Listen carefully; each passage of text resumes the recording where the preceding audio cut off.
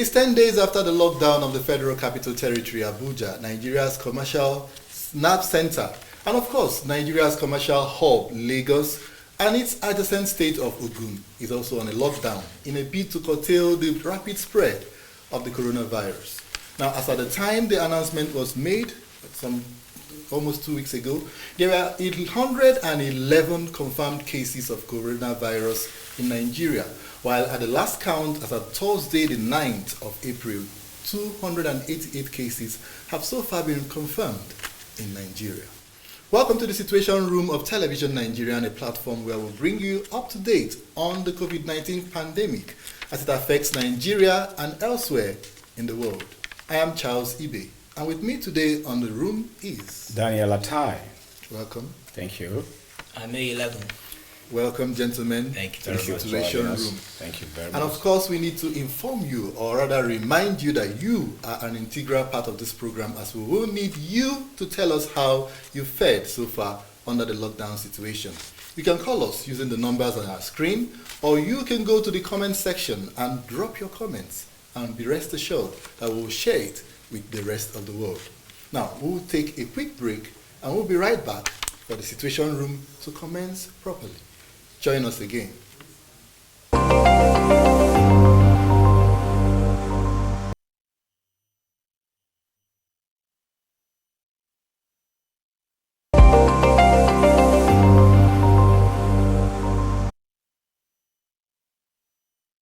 Welcome back. Is the Situation Room of Television Nigerian, where we'll bring you all you need to know about the coronavirus, all you need to do to stay alive, all you need to do to stay far away from that virus, and of course, what the government is doing to contain and curtail the spread, and of course, how Nigerians are reacting, not just Nigerians, how the whole world is holding up under this pandemic. Now, gentlemen, 10 days after the lockdown in Nigeria, and incidentally, today is Good Friday. So what's good about this day? What is good about the Good Friday is, because it is Good Friday, Okay. is a commemoration for the date where the Roman authority during the dispensation, the fourth dispensation of empiric reign, killed the Lord Jesus Christ, and he is expected to rise from the dead on Sunday, which will be Easter Sunday. So the Catholic and the Christian communities across the world, they commemorate this day in the calendar of time. However, the lockdown due to the pandemic is actually hitting hard on Nigerians, especially the states where there has been declared lockdown by the FG and the state governments respectively. In Abuja, we strolled yesterday, and 2 days ago, we strolled to see the conditions of our citizens. And everywhere we go, they were like, please, you people should help us. Please, I say, well, we are media. Yeah. We are just a body to interface between you people and the government. We really don't have the actual power. The power we have is what we are using, bringing the situation bare and glaring before the FG to see. And we're just praying. If you go through the television Nigerians articles on the COVID-19, if you can check the various episode we have shot so far, from the Situation Rooms to our Vox Pops correspondence, you will discover that a lot has been said about this lockdown, and if something is not done quickly, I don't think extending the lockdown would help. We also know, that the government is trying to contain and curtail the spread, but we should also the government should imbibe the way it is done in the climes where the pandemic broke out from.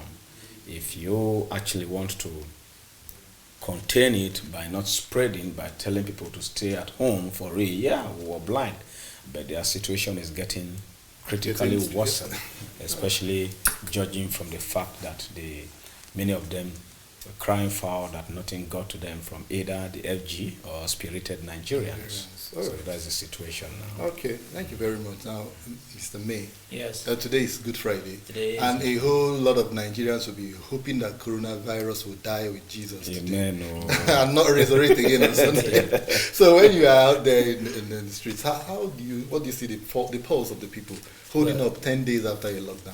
Well, I would say these 10 days are like days that will go down in history.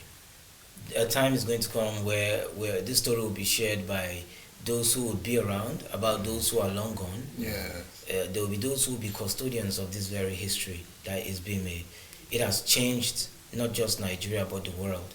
It has brought a picture closer to us. I think this very period, this 10 days lockdown, is even going to shape our electoral thinking, how we think about election and everything that surrounds government. Exactly. Now, moving around, yes, people were trying to adopt to the 10 days, playing their own part in the sense of being safe and making sure they have other people safe. But as they say, there are some things that when they keep hitting at you, they spark something else. Most people, when we spoke to them, who were going through trying times in this period, complained about the news. When you're listening or reading online, figures that are out there for your betterment. Figures that are out there, they are not talking in hundreds of thousands. We're talking millions, billions, trillions. Now, these figures worry people because when people hear of these figures, and next thing you find out is you are not able to cater for yourself in this period, it becomes a problem. Now, on Thursday, we heard the story of the fire outbreak on the Treasury. That alone demoralized people because the next thing is different stories start flying around. Exactly. People bring out different information. People who even brought out stories. There was an allegation of 700 billion naira being consumed in that fire. Yeah. But this morning the Attorney General of the Federation, the Accountant General of the Federation, that's in person of Idris Ahmed, came to say that the servers are up and working perfectly, but we've not been told by him if money was, because what people felt was the other way around. Why is it happening now? Exactly. A time when we need this, we need that, why is this happening now? But what we just try to tell people is, okay, you just keep listening to the news and you will get to know all that is happening. But I feel when these things keep happening, and like he said, if they are not curtailed or we don't find solutions, and we're thinking about elongating this lockdown, we fear that there might be a revolt, as there's already some stories being said of places, I think in Lagos, where people are already going about their normal day-to-day life, and when you ask them, they say people on top are discussing figures that are supposed to be dished out to us, and we are not getting seeing it. Yeah. So this has made these people believe they don't care about us. So we need to go out there and care about ourselves. Now, making them neglect the main issue at hand to say, if that wouldn't kill us, this might even kill us faster. Exactly. So it's better we go for that which kills us slower. So in a nutshell, there is still need to manage the information relay, especially during this time of a lockdown. What people put out on the social media, what the news agencies give out, what government says and what they don't say, what they do and what they don't do. And then also we saw the people, like you did say, people in some parts trying to go out after a number of days, they are getting fed up and they're trying to go about their normal business. And we also see government agencies reacting. Now, there was a report in the news about Lagos, some police in Lagos trying to force people. Joggers, some people that were jogging. I don't know if you saw that news. They said they went out on a jog and were arrested. Like sport enthusiasts, they were arrested. They were asked to go and stay indoor. So just to go and stay indoor, they're not going to be prosecuted. And also we had the story of they're going to be prosecuted. The celebrities that hosted a party in her place. Could you attribute all of that, like people already bored, they want to get back to their normal business, and then somewhere somehow a story is flying out about extension. You see that extension? Yeah. There is one character I discovered that we Nigerians, we like copying, like Fela would say, follow, follow. You understand? We like follow, follow. We haven't, haven't been able to do what is original on our own. You understand? If you want to extend, yes, it's good. It's good to also stop the spread, and it is also good to say lockdown, give order, no flight, no nothing, no border closed down, which are all good. But again, you have to commiserate that order. You have to commiserate that order with palliatives, which are already there. It is not as if the palliatives are not there.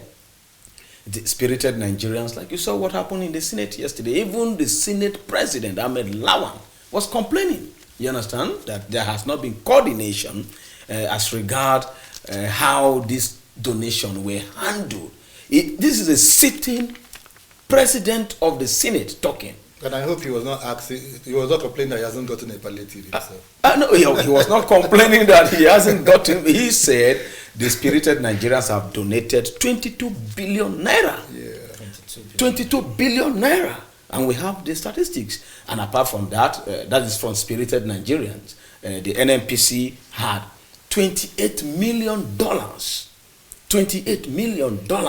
And he said he's not aware of that of the CBN.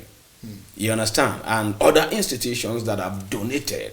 However, I want to help him that what the CBN said they have released first, and they have charter of people who are supposed to benefit from that. The CBN released first to the Nisar Microfinance Bank 50 billion naira on the 16th of March. We're in April 10th, and I'm sure that money must have gone.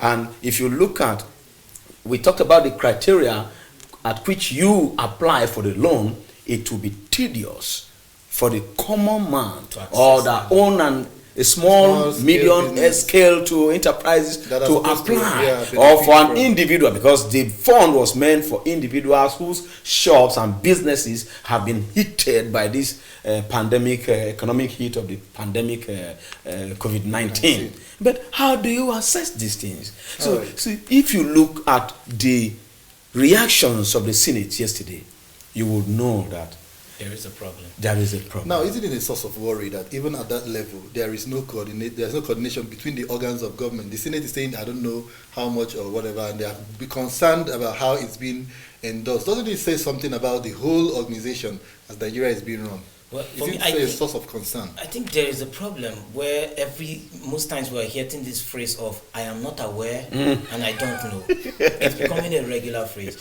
Now, I was also stunned when IMF was still seeking the federal government releases loan of about to the tune of 3.4 billion.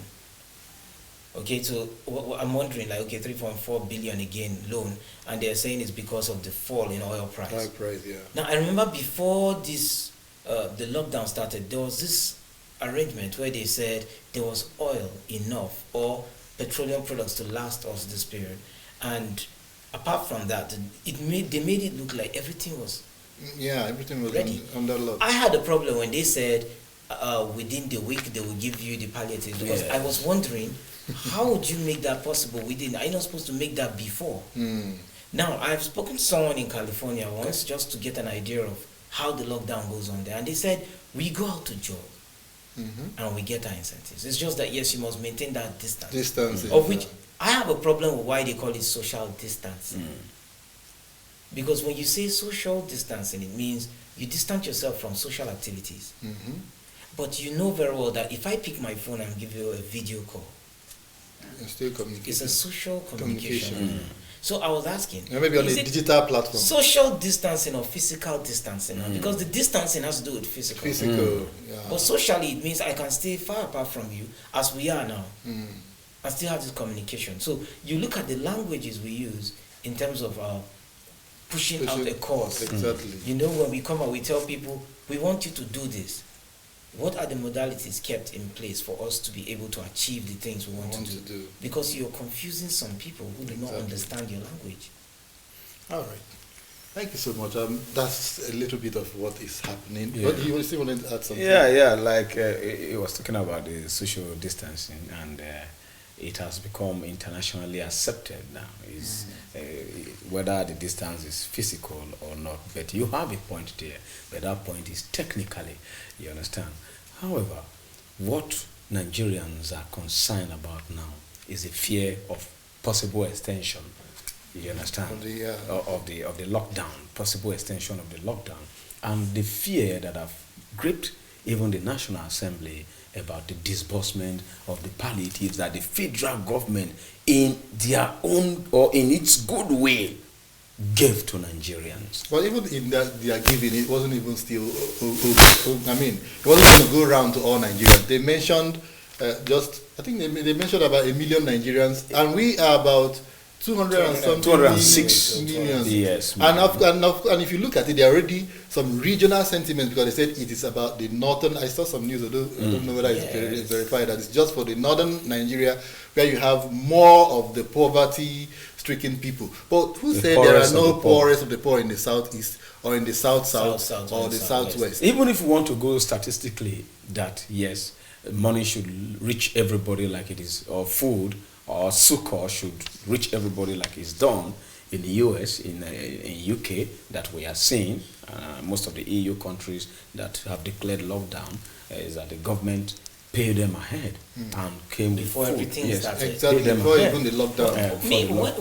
What I wonder is, if we said we're trying to curb the spread of the pandemic, why wouldn't we think of looking into these palliatives, reaching those states that are heavily hit first? Exactly. Because if you start this sharing, like I've been waiting to get to hear from someone who will say, I have benefited. Exactly. Yeah, how can they benefit? What you just said from the beginning of the statement, that the Treasury House has burnt down. No, but before I will tell you that the 700 they claimed it was functioning and it was an electrical issue. And that 700 billion naira has been burnt. But that story is not really confirmed. It's not confirmed, but then it's already making wave. Okay, why should the Treasury House be burnt down? Anyway, of course, an accident is an It's an accident. electrical accident. It can happen at any point in time. Yeah, it can happen. It's giving rise to a lot of speculation. Yes, a lot of speculations. It must give rise to speculations. What is bad is, and the speculations might be true. What is bad is, it is bad for us to have speculation at a time when we are idle. Exactly. The people are on lockdown, idle, and you sell them a good information to create perception and decide this is what's happening. You understand? All right, so a little bit of the situation happening terrible. in Nigeria, elsewhere. But what we also use this opportunity to, people should be circumspect on the news they listen to or the news they put out. If you are a newsmaker, please do verify so that you don't help aggravate the situation. We already have a very, very solid situation at hand.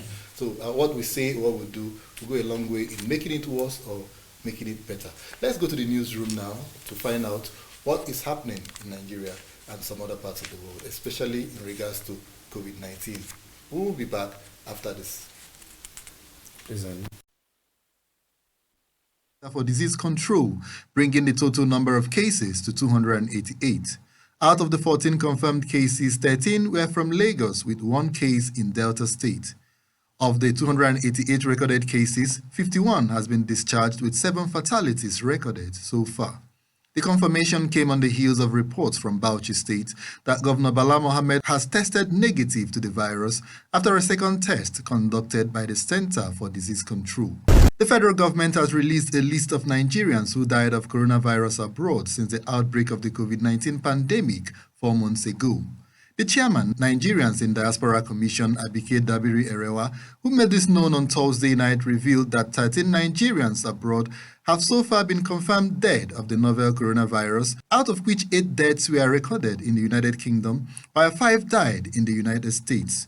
Over 85,000 coronavirus deaths has been recorded globally from about 1.5 million confirmed cases, according to the World Health Organization's Situation Dashboard as of the time of filing this report. Over 7,000 have died in the UK, which has recorded over 60,000 confirmed cases, while the United States has recorded over 12,000 deaths from about 400,000 confirmed cases. The Independent Corrupt Practices and Other Related Offences Commission, in line with its statutory obligations, has set up an independent COVID-19 funds monitoring team charged with the prevention of possible financial abuses that may arise in the management of the COVID-19 Special Intervention Funds. The team, while complementing the efforts of the Presidential Task Force on COVID-19, will monitor the disbursement and utilization of the funds, donations and other receipts mobilized towards combating the outbreak of the coronavirus in the country and deploy appropriate strategies to prevent incidences of corruption that may have negative impact on the efforts of the government to deal effectively with the pandemic. The Commission, while making this development known, advised all actors in the management chain of the COVID-19 response to avoid unethical and corrupt acts that could result in criminal investigation and prosecution. On the African frontier, South Africa's President Cyril Ramaphosa has extended the country's coronavirus lockdown by another 2 weeks, effectively closing down free movement and much of the economy until the end of April 2020. He also announced a temporary 33% pay cut for himself and members of his cabinet. In a live broadcast to the nation, Ramaphosa said the 2-week-long lockdown, initially due to end on April 16, was working, stating that the average daily increase in the disease condition has reduced drastically during the lockdown. He further revealed that the government will take steps to enable what he called a phased recovery of the economy, under which some sectors of the economy will be allowed to operate under strict conditions, and called on businesses to continue paying their workers and their suppliers where possible. And that's the news update at this time on Television Nigeria. Many thanks for watching. I am Charles Ibe.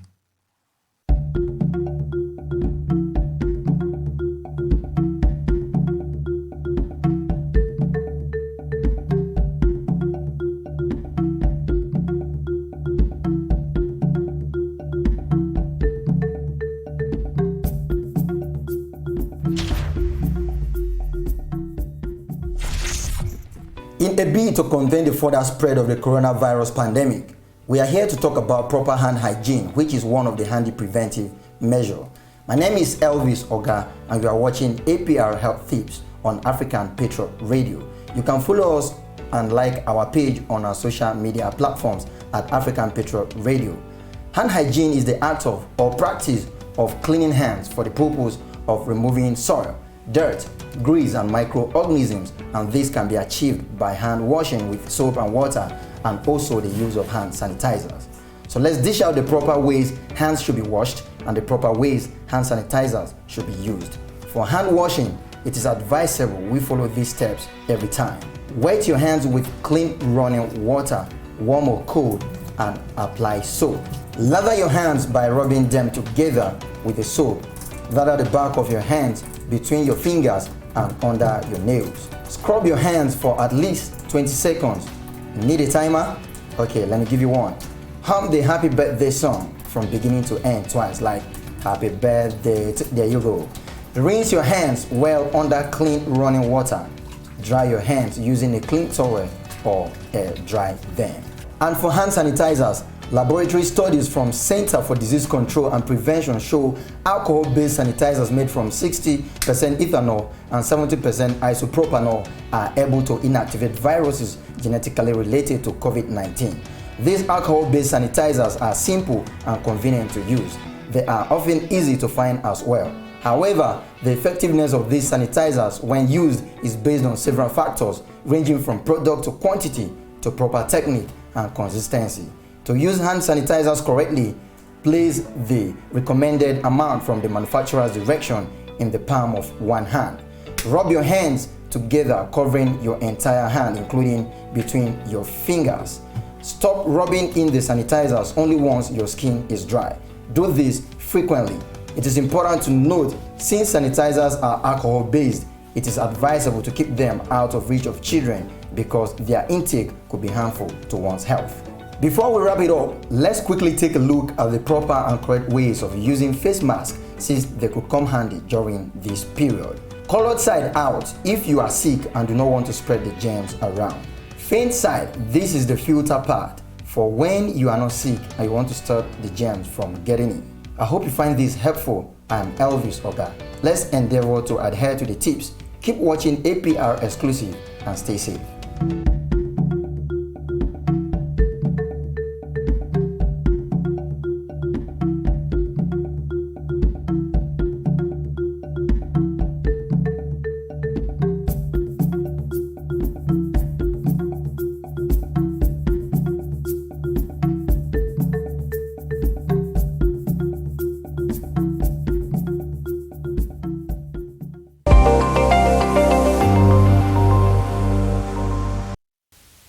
Many thanks for staying tuned. And if you're just joining us, you've not missed much. This is COVID-19 Situation Room on Television Nigerian. Now, we've just listened to the news. And we were just talking about a little bit of speculations about possible extension. We now saw in the news that South Africa already announced yesterday that they're extending till the end of April. That's the April 30th. And pretty much, what do you think? The situation in South Africa and the situation in Nigeria, from feelers and from what we've been reading in the news, are there similarities? Well, I know South Africa is listed amongst the top 3 most hit countries in Africa. Yeah. So I know they will take more precaution and all, but it doesn't mean because you don't have that much heat, you would lay back. So it's all good if we all walk in line just to make sure we can, just phrase it out totally than to say we are not more hit, even though we have to still look and be sure that in the course of fighting COVID-19, we don't overlook other things that we were dealing with. Because there are other things that might now thrive more because people's attention is shifted. Exactly. Like today, there was a case of 12 cases of Lassa fever were reported on, 3 deaths. Now, most people would not even look at it like it's something again because you're saying, there's this thing here that is killing. Yes, and meanwhile it is killing people too. It is still killing. So I think the whole angle is for us to be able to just do what it takes to make sure the pandemic itself, as we are phrasing it out, we're still checking other things just so it doesn't become the next thing we will be trying to tackle when we've used all resources on one particular. Now, isn't it worrisome that we started at the time of the lockdown, it was 100 and something, and now we are 288 and counting. Although there's about 51 cases that are really discharged, but the numbers increasing exponentially. Isn't it a source of worry? Yeah, like you heard the president of the Nigerian Medical Association yesterday here, I think I would love to quote him. He said, we haven't even ascertained the number of persons that are actually infected with this virus because we are not doing compulsory testing and so on. So the figure we saw or we have now are the figures of people who showed signs and then called the NCDC, you understand, for verifications.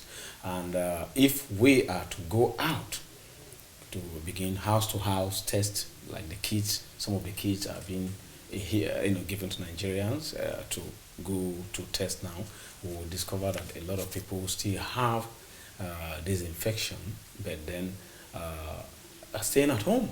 Yeah, and is there a possibility somewhere that people, like you just said, might have this infection, not regard it as a common flu, and treat it like a common flu, and it goes away without even causing such it is possible. Like you emphatically heard him yesterday when he also said that I'm talking from the authority angle, as a specialist, as a medical expert. He said again that what we're actually treating, symptoms that are actually similar, like we've been hitting on it, similar to everyday, diseases that people get, like malaria, common flu, cough, catarrh. And it should also worry you that the country, Nigeria as we speak, I think ranked number 1 in Africa of tuberculosis case. Yes. That one is being forgotten. It's been kept aside for now. We also and they have pretty much the same symptoms. Similarities. We also rank number 6th in the world in terms of tuberculosis crisis. But you see, because of the pandemic now, everybody moves into COVID-19, tuberculosis could as well be killing people. There are a lot of people who have this infection, and it is also contagious. There was a time they said the tuberculosis machine should be converted to AIDS. And I laughed. I said, so tuberculosis is not... It's a foregone issue. It's a foregone issue. Probably they didn't it's not a pandemic. Yes. But you see, we are still managing, and I pray that it doesn't spread. And to contain it from spreading, much responsibility is still on the expediency and transparency of the government to contain it, especially the lockdown. And still going by that conversation you had with the medical the president of the medical NMA that was here, he did mention, like you rightly said, that what they really, because I was worried, I was wondering, like, what do they really do to these people that they are discharging? Is it like there's a drug you're administering? Is it about the chloroquine that was being touted as it? One of the And he now said that basically what they do is just routine management of like flus and all of that. So, if this is actually the real situation, should we really be hyping COVID-19? Should people? I mean, since I don't know. We have looking at the fact that we have the death rate here is quite kind of low. We just recorded seven cases out of 200 and something. And then, given the fact that if those that survive, it's just as if there's one magical drug you're giving them and they're getting healed. We heard also in the news that Bala Mohammed is now okay. He has bounced back. Your governor has bounced back. A whole lot of people are bouncing back. So, what's this lockdown? What is this noise all about? He explained yesterday. He explained a lot of things, especially the African gene. He explained so many things as regard how antigens are fighting those things, and then the climatic condition, which people say we should not talk about. A lot of scientific proofs say we should not talk about it. We should regard this as a very disastrous and contagious pandemic, and we should treat it as... looking at it critically, I mean, should we really... isn't it like we are, the Europeans or wherever is selling us the goods? I mean, something that is really threatening them. They want to ensure that Africa, everybody is also in the because if you look at how it's dealing with them there, is different from how it's dealing with us here. Not just saying that we shouldn't mind or we shouldn't be careful and cautious, but I mean, lockdown, total lockdown, businesses grounded, and all of that. Yes, well, you see, I would like to touch on colored people especially, because there was this story that was trending a certain time online, where people of color who lived in the United States were saying coronavirus cannot affect a black person. And it wasn't really affecting them at that point. Then they were saying because of their melanin. Now they use the melanin angle to say because of that. Well, most times people have different immune system. What wouldn't affect you might affect me, or what would work for you in terms of medical attention would not work for me. Now, until lately, where in Chicago, I think they were like the highest, the colored people were the highest people hit by coronavirus. And when it came into Africa, over a short period of time, we started recording the number, and we now found out this can affect black people too. But it doesn't mean because you feel your weather is not this or that, you now say, I will not pay attention to it again. Take precautions. This pandemic, this thing is like something that mutates on its own too. It's also mutating, just as how people's immune system mutates. And someone tells you, yesterday we couldn't handle this, but today we can. My body system can handle it. We've seen it with HIV/AIDS. We've seen it with many things that have come around. There are people whose body system will withstand it. Some people whose DNA can fight it to a particular place. You know, their blood cells and all. But when you now say you would overlook it because you feel, we just recorded some few people. Like we said, we don't know how many people. In these other countries are people who will willingly go out there to submit themselves. Over here, a breadwinner will notice these symptoms, and his fear is, if I go, I'll be isolated. What happens to my family? And the Lagos State governments were saying something about doing the door-to-door now, where they will have a door-to-door testing. And maybe when that starts, you now start noticing, okay, there are people who are having this, or most people don't have it. So I believe it's after that time we can start using Lagos like a sample study to see what happens. Then on the other hand, I feel it would be good too for us to take out an analysis after these 2 weeks of lockdown. Like if we finish this lockdown, we have to calculate, analyze, and compare between when the lockdown had not started, the recordings per day, per week, and so on and so forth. Then you look at when we were on lockdown, what was recorded. Then you now ask yourself, which time when did this virus spread? Exactly. From there you now start having an idea. Maybe we had people gathered in one place only to share this virus. Okay. Or we gathered people, but what did we do when we gathered them? It was the perfect time to go door to door for... And just prevent it. But if we did not give them the palliatives, how can they be in one place? Exactly. Trust me, people would say we were indoors, but people are not really indoors. We should really be indoor. We should really be locked down. for the fear of the pandemic. We should really be indoor, and we should really be locked down completely. The business will be ruined. You understand? Daily income of entrepreneurs, of course, will be ruined. And we must be responsible as a government to do that which is necessary. All right. It is necessary. It's very, very, very. Isn't it necessary now?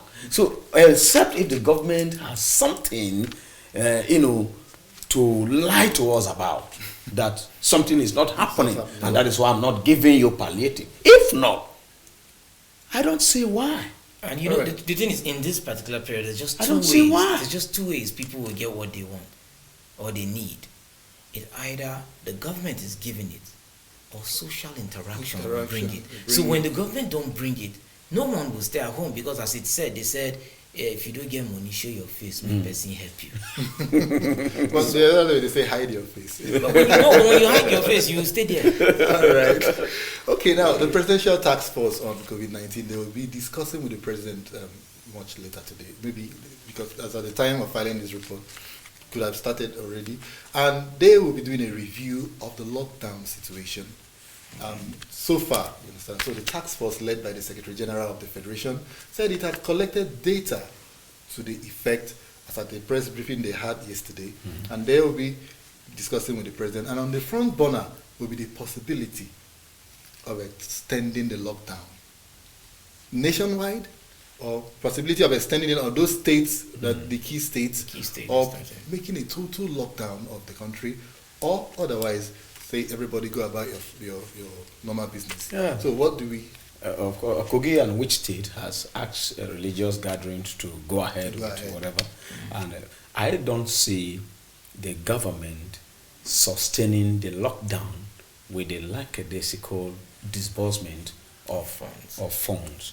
If the government itself, as the second tier, the legislative arm, has come out to say that lack of coordination, I want you to mark that word, lack of coordination from the donation is not transparent. It's not transparent, and people who, spirited Nigerians, patriotic Nigerians, who have given out of patriotism, you could name them. Imagine a billionaire like Alakija, for instance, Dangote, Mike Adenuga, Pastor Kumuyi, and so on and so forth, that are donating money for real, that we are saying, to the tune of 22 billion, could not be accounted for. Multiple word accounts, like he's quoted. I'm quoting Ahmed Lawan, the Senate president. He said multiple accounts. It should not go into multiple accounts. It should have one account, you understand, where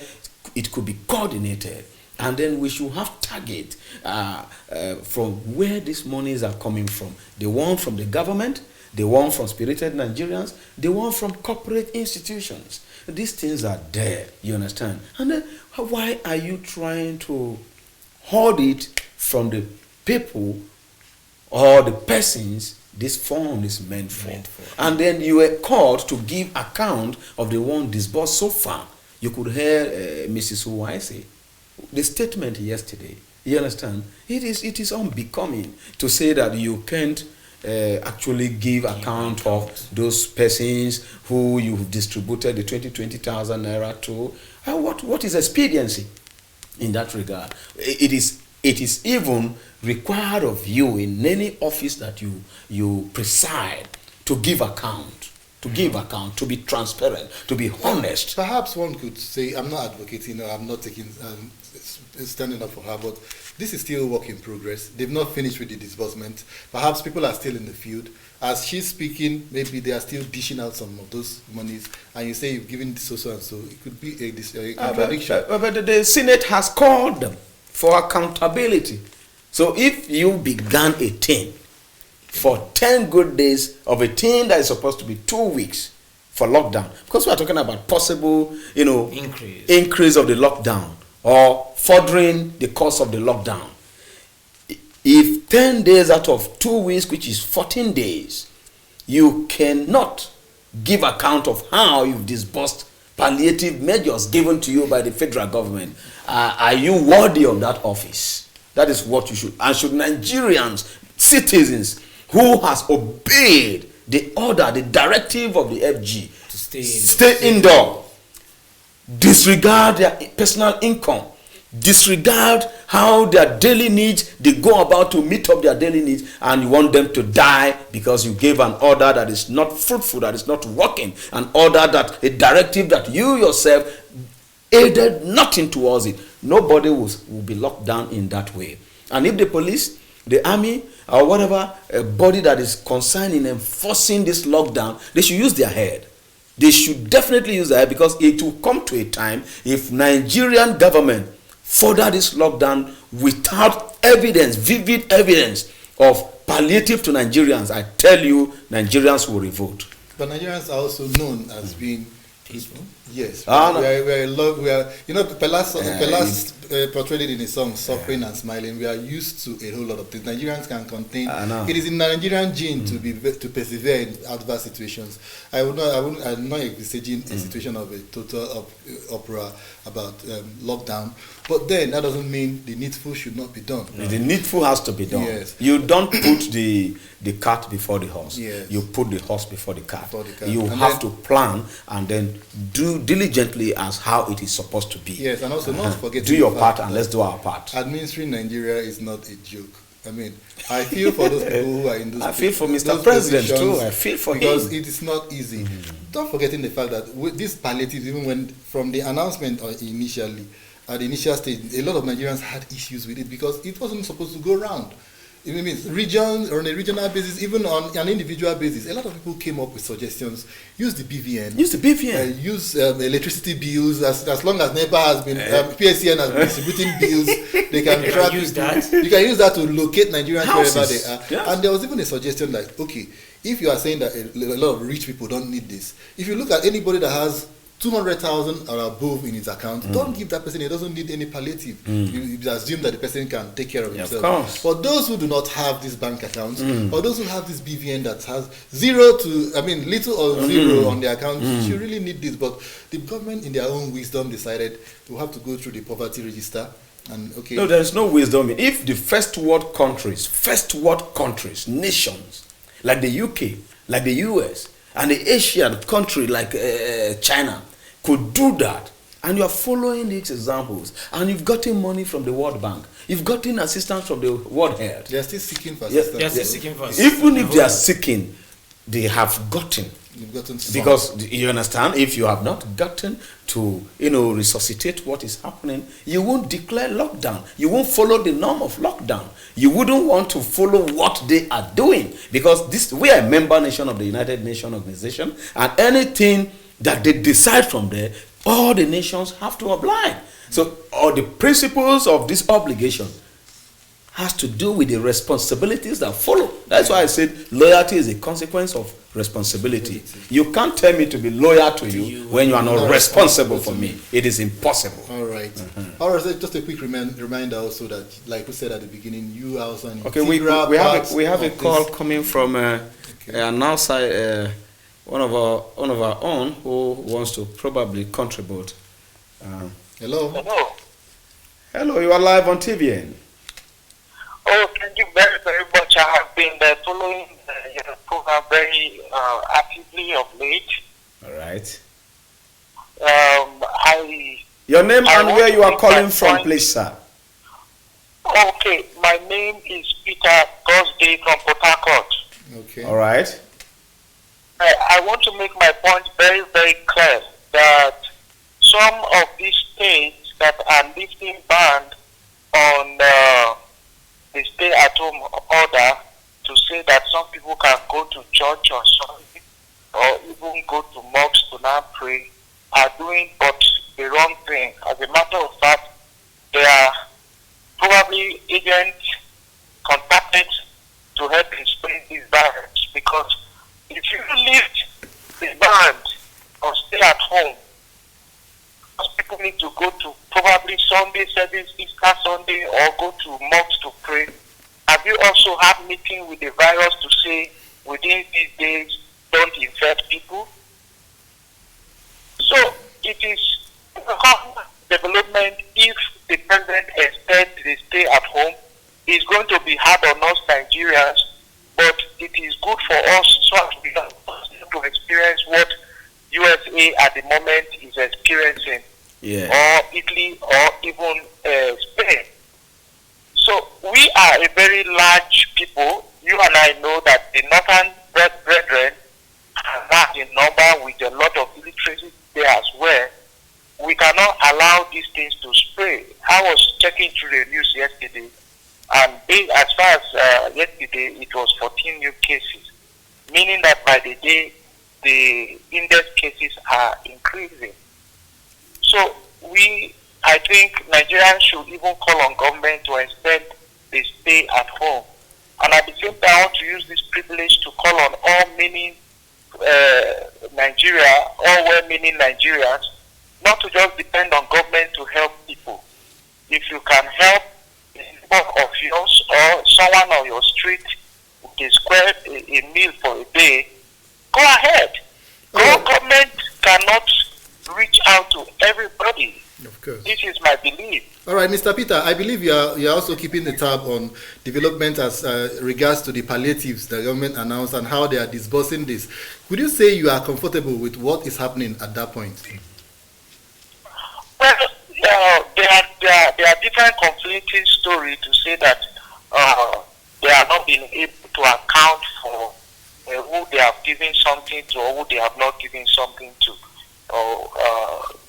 I think at this moment we should not focus our energy to say that they should come and account those that they have given these monies to.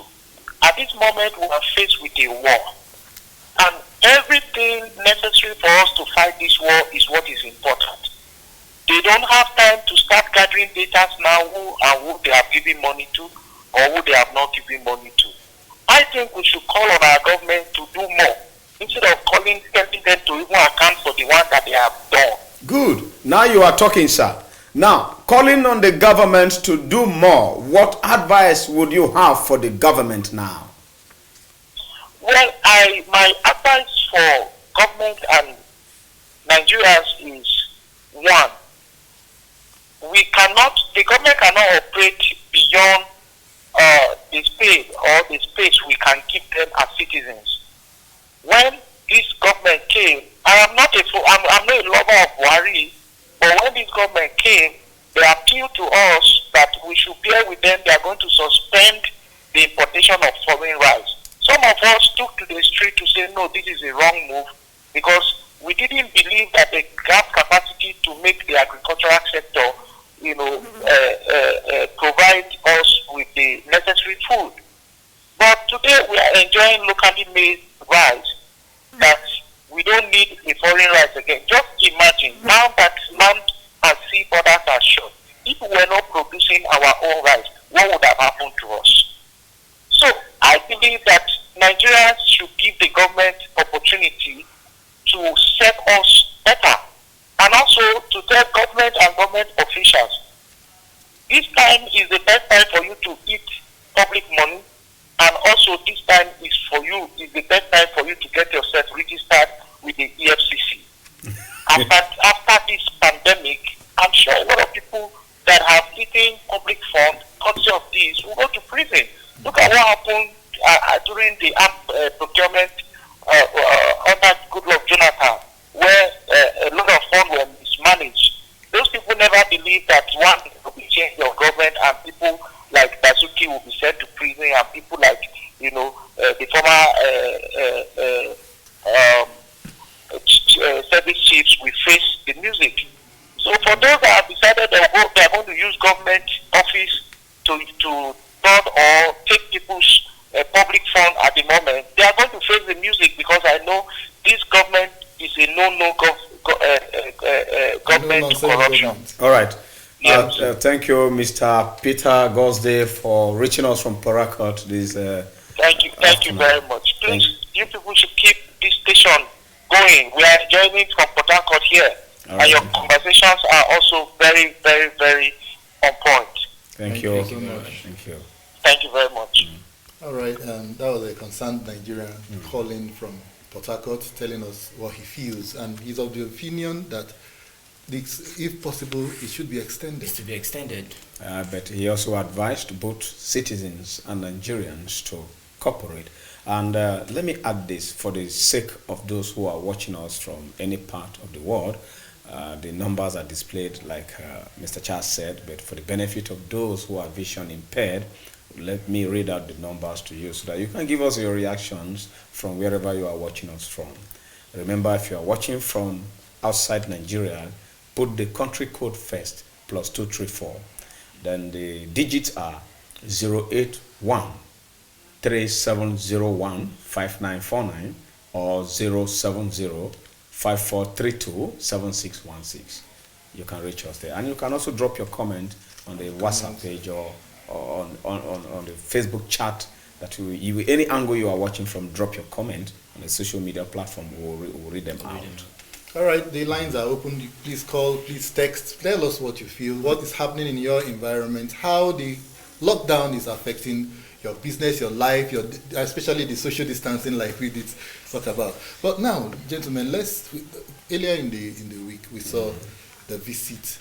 Is it a visit of 15 Chinese experts who came in ostensibly to aid the fight against COVID-19? They said it was a Chinese company that offered the government to help, and then the government accepted, and then they are here. They came in with kits, and of course they are supposed to add their expertise as well. And of course it didn't go down well with a lot of Nigerians, especially the medical association, the labor unions and all of that. Many people kicked against it, but they are here. Right now they are in quarantine. Yeah. So what do you think?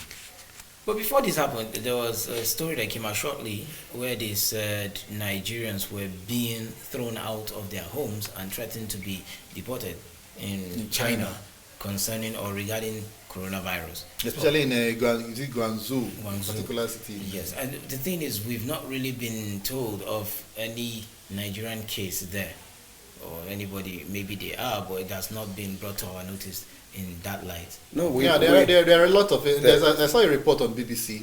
Apart from BBC, even on television, Nigerian yesterday.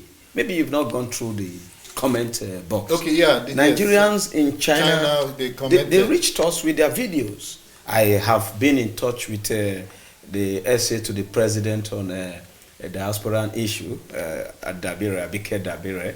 I've written a short text to the PA to come on our program to explain to us, because if you see the videos, the man who was watching us from China yesterday dropped 3-4 videos there, evidence, and I chat him privately. Are you in China right now? I said yes. This is what they are passing through. Nigerians were lying on the gutter begging for food. They were chased out of their houses, though on allegation yet, but he has presented footages and to show that this is real. Happening. And we talked where they were standing. We had a live chat, a live video chat, and it was true. And from other reports too, it's not particularly about Nigerians. There was a rumor in China, especially in that Guangzhou, that the black population there is much. The COVID-19 is spreading among the black population. So they were doing a house-to-house and forcing people into quarantine. And then a lot of them were being evicted out of their houses. A lot of them had nowhere to go. Yes. That gave rise to. So you know that Nigerians are everywhere. But you know, when that happened and you now say that the group of people coming into the country, definitely there will be a form of reaction from the normal man the common person in Nigeria who will feel, oh, they are chasing us out of their place and they are coming to our own place. What are they bringing to our place? They brought actually some kids. CCECC, I think, brought some help. That is the Chinese civil they're the ones that actually brought construction corporation. The 15 Chinese experts. But look, now when you now see where there was this little story, or there was a story where the medical association or the sector was having this issue of not being put in the loop of everything that was happening, it gives more rights for the person who is supposed to be getting this assistance to think what is happening. Yeah, but if you look at the press release that the CCEC put out before yesterday, it looked, pretty good. It's not going to interfere, they're not coming to take the jobs of Nigerian doctors.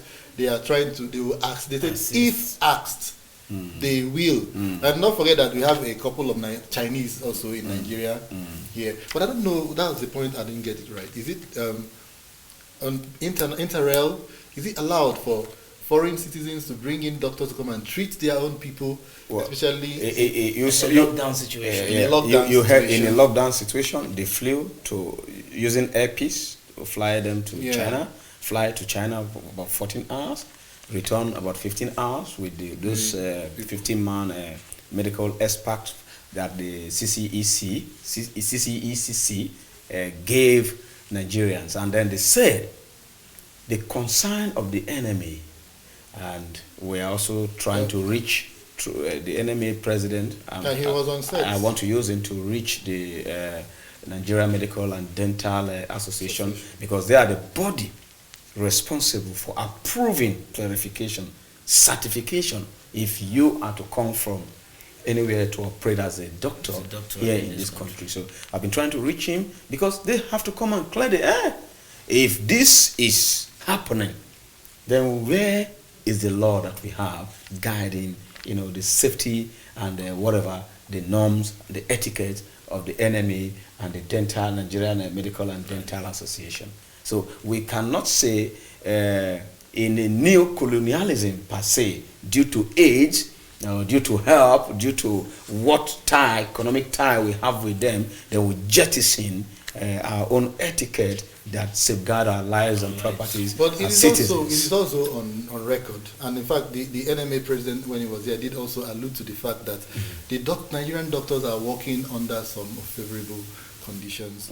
We have infrastructural, I mean, they are lacking some infrastructure, and even sometimes in manpower. Yes. So, I mean, if the Chinese are offering to aid, to help, and then they are bringing kits that we obviously don't have, they are bringing in some expertise that will also help. And we have to collect them. We have to receive them. Understand? We have to receive them. So if they have the technical know-how to testing, make sure manage the condition. Because they said that there are drastic measures. When this is a drastic situation, than these drastic measures. We might not really be looking at the constitutionality of bringing in help and all of that. But let's save this life first. Like he did say, after all said and done, I'm going to sit down and talk about it actually what happened. Exactly. He mentioned it. And if you look at the comment box of that shot, some persons are also concerned about some bottlenecks using this as a conduit pipe. You understand? It is not. It could be a speculation, exactly. But then it has been happening in the country. We should not be used to the obvious, to the odd, all the time. We should do the right thing. This is a pandemic, and some people are happy trying to use the pandemic to make money. Especially you that have been charged with the responsibility of safeguarding lives and properties, and you want to use that avenue to now make money for yourself. All right. But let's talk about the kits they are bringing in now. Is there going to be a form of checking, like a body that's going to check to make sure that they are well? Because we've had these stories where there was a complaint in some other countries concerning Germany, kits and all that were brought from China, where they tested them and found out most of them were contaminated already. I think we have our standard organization. I don't know if they are affected by the lockdown, but I think they should be up and running, and they should know. I mean, they should. I believe in them. This is a situation. I believe in them. And anything coming in, they have to be certified by the standard organization of Nigeria. And they should not compromise. They shouldn't compromise. Also, our reporter Peggy Shandi had a discussion with the chairman of the Center for Disease Control. I think he ran into him at the National Assembly on the occasion of this, the invitation of these Chinese that are already in the country. Let's hear what he had to say about the whole situation. There are mixed reactions following the arrival of the 15 Chinese medical experts on COVID-19 to Nigeria. Following the decision of the federal government to accept support from the Chinese government as their contribution in the fight against the COVID-19 pandemic facing the nation. In an exclusive interview with Television Nigerian, the NCDC boss, Dr. Chikwe Ihekwazu, termed the arrival as a welcomed development. I think we're facing a global pandemic. It's a global problem. There's no single country that has all the expertise and resources it needs So if we're going to get some help from the Chinese in terms of infrastructure, equipment, it's not rocket science that they are way ahead of us with this thing. So we get the equipment and solve our problems. I think it's something I celebrate. We use it effectively. We solve some of our problems. It won't solve all of them. We still have a lot more. But I celebrate the fact that China is coming forward to help Nigeria in this case. And, we'll accept that help and make the best of it. He further said the pandemic is a global challenge and the nation's economy is currently going through trying times, therefore the need for all the necessary support in the fight against the pandemic. Peggy Shandy reporting for TVN.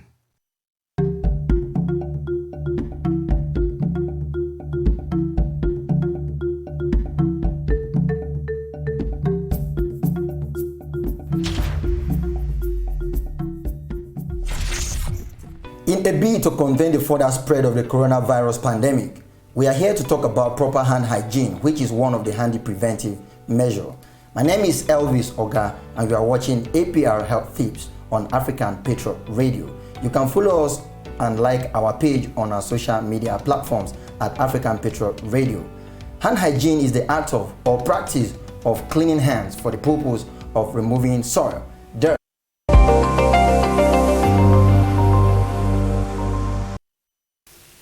Many thanks for staying tuned. This is still the Situation Room Television Nigerian, and we just heard the Director General of the Nigeria Center for Disease Control, welcoming or okaying or whatever we'll call it, the Chinese with their help that they have brought. He said, well, they are way ahead of us in technology, and if they're bringing in some technology, why not? It's for our own good. So every other concern that we are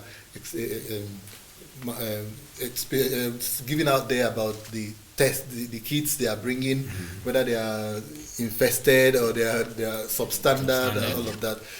I mean, what do we do? Shouldn't we really? No, we've collected them now. We received those goods. This is the second time we are receiving goods from China. Don't forget, we have a bilateral tie with China. And what China, the economic aspect of it is that Nigeria is a giant of Africa. Any nation, any super nation in the world will want to do business with us.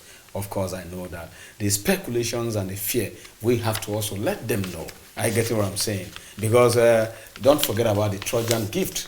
You understand? So we also have to guide against those things because we too, we are sovereignties. We are sovereignty, and we don't forget the fact that in doing business, we want to grow too. China wouldn't want to lose Nigeria as an ally, as economic ally. Remember when Mr. President came on board, we started even using Chinese yuan in Nigeria here. It's accepted. I think you can use the yuan here now because the exchange rate compared to the United States of America, the dollar or the euro or the pounds is quite considerable. And then most of our importations comes from China.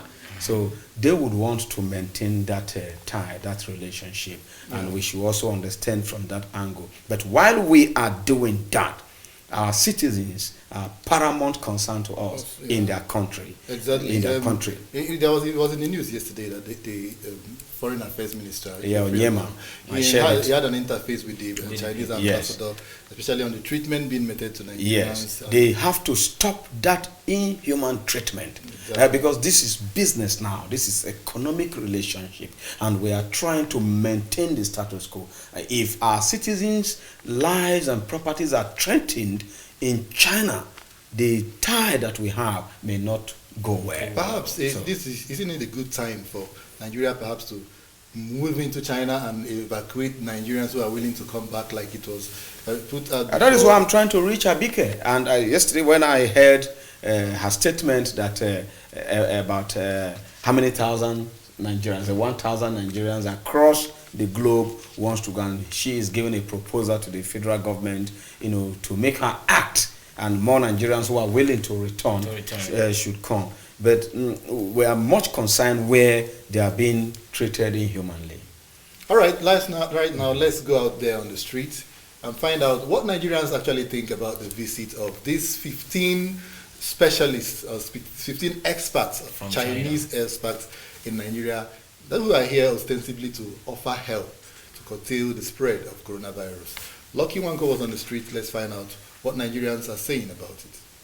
Seems like the government feel we don't have a say. I'm not in support of them at all. It is good for them to come and share their experience with our doctors here. We have doctors here. I disagree with that. Is there anything a great Nigeria cannot do? I think when war starts, they will bring another soldier come. There is no how that they will bring their best to this country. Pleading government to provide facility for this country. Okay, do you support government bringing doctors from China? Well, in let's say bringing those doctors from China is not what is going to solve the issue, because we have doctors here. You understand?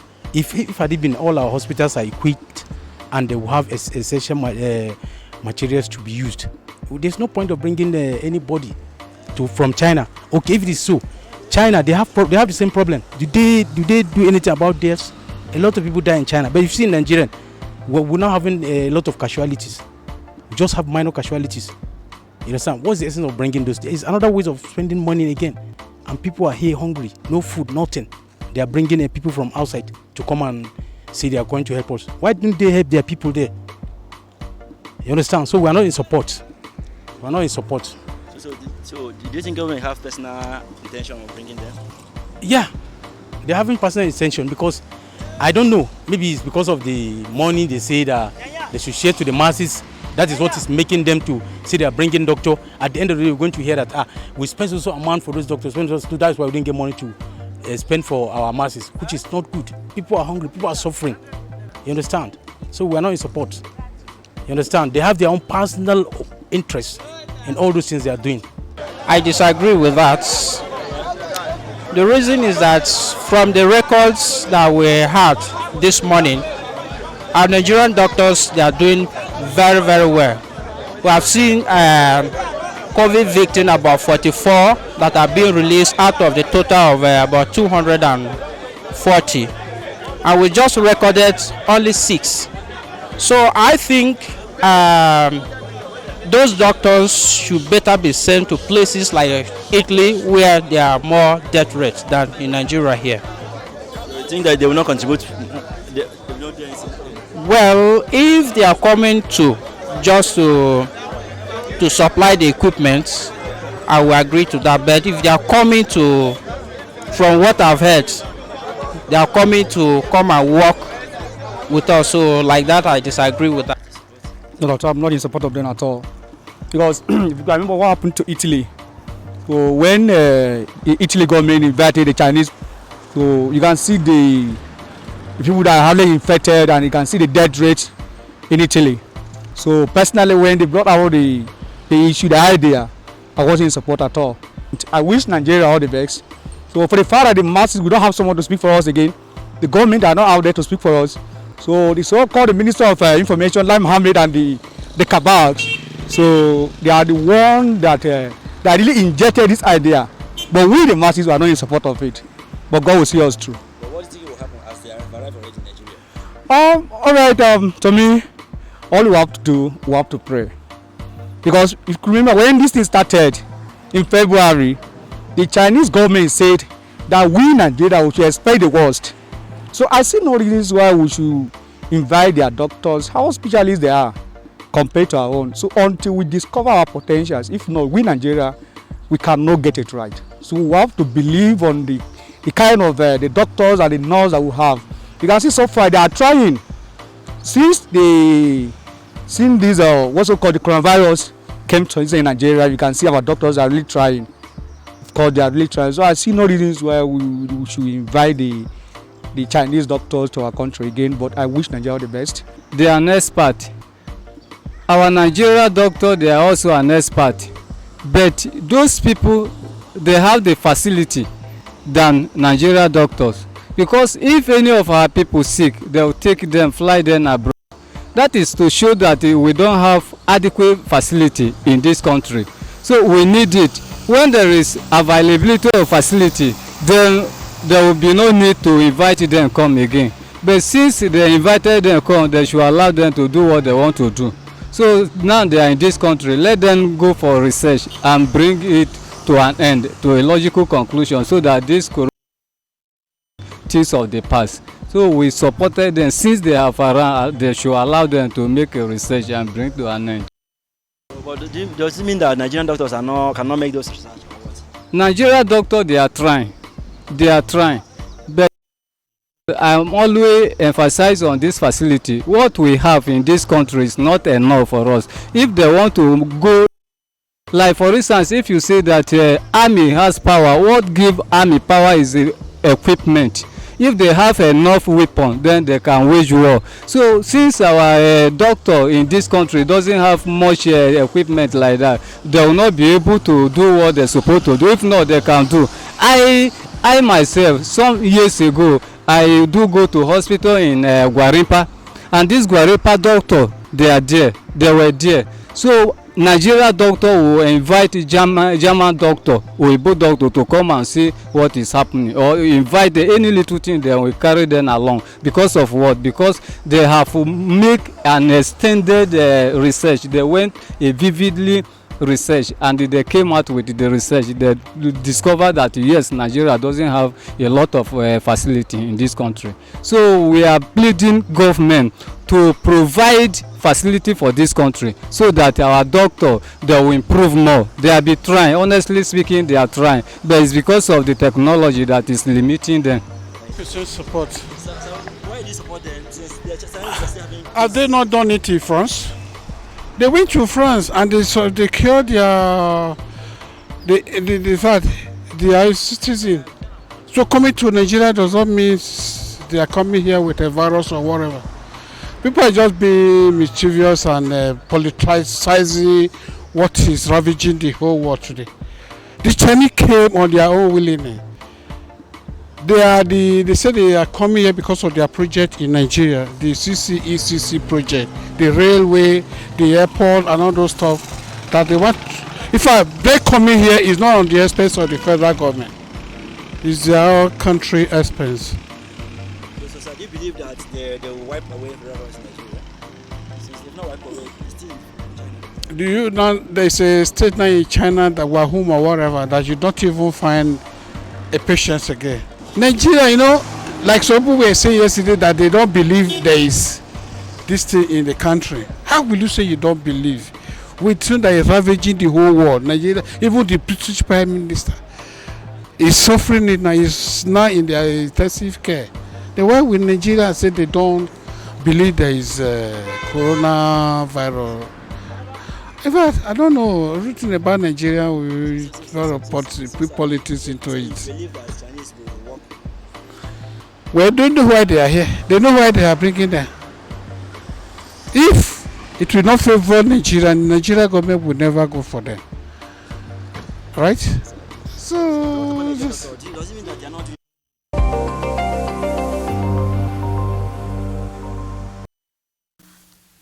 Thanks so much for staying tuned. Nigerians out there expressing their feelings about the arrival of 15 experts from China. Mixed reactions there, some in support, some against. Now, we cannot remove the fact that China plays a great role in Nigeria, especially when we talk about infrastructure development, talk about the construction, you talk about housing, you talk about... We can't do without China. I mean, China, it's not just Nigeria, the whole of Africa. The whole of the world. Right now, the world. You know what is going on. While America controls the GDP of the world because of their exchange rate, China has taken over the price control of every nation. Go and check at the price power, disparity between America and China now. You'll see the percentage. China leads in that aspect. America leads in GDP, and very, very soon, from what I am saying, China will take over the economy of the world, if not taken over already. So what are we talking about? Well, perhaps there is also maybe that most of the corporations, most of the companies that China runs, perhaps they're being owned by Americans. You see, China has the workforce. Yes. America has the money, they have the technology, and China is keen into American businesses. Exactly. Even most of the companies in America, in China, are being run. Some of them are American companies, but because of the cheap labor, because of some other availability of You understand? That's why those companies run. We know. So inadvertently, perhaps America still construes China, which is what China is trying to break away with. This trade. Well, it's going to be quite difficult because it's like there's this intermarriage of business that's already taking place between these two nations. But inside everything, I think there's just more to it with this. They call it, let me say, technological bullying, where one person is beginning to look at it like we are supposed to be ahead of you and you are supposed to submit to what we are doing. So when China also wakes up and feels it's time for us to take hold of our technological angle where we do our own things. I mean, look at it. They started from the simple electronics, the domestic things we use at home, to a point where if you were to name the American electronic product, you would be saying, I don't know when last I saw some. But look around you. There was a time where we don't buy some things if we don't understand the name. But now you are looking at it and you say, oh, it's Chinese made, but it functions well. So you go for it. Now, yes, we heard of a time where people had the fear of the substandard nature of the things that we get from China. But in times now, they've been doing products that are also well of good, how will I call it now? Yeah, because there's also been this talk about the specs, the specifications. There's this Nigerian spec, especially when you go to China. There's American spec. The Americans give them their specification of what they want. Because you are producing for the American market, you're producing for Nigerian market. Then that's where the standards that you're talking about comes in. So because the Nigerian man is always about the profit and all of that. So it means we always make a lower spec for ourselves. Yeah, because we want to make money. So we want to make money. You understand? So apart from that, you see, we're arguing the other day, and we're talking about what you just said now, that the United States of America has more companies in China. They have control. They have control. It is because of the rate of exchange in dollars that made them control up to that 40% of GDP worldwide. But you see, look at China at 34% of world GDP, and look at America closely following. So, and then with what technology China has entered now, there's a high you understand? Of increase. So taking over. Yeah, they have launched 5G, and definitely they look at the gap between 40% and 34%. You have 6%. But America has launched 5G as well. No, you see, these people launched first, and they have. Remember, so that who launches first has an upper hand. The gap of the percentage is 6, isn't it? And then when you look at the price, the purchasing power of China, it is higher than that of America. They controls the purchasing power worldwide, while America controls the GDP. The percentage of the GDP compared to the percentage of what the purchasing power that Chinese have now.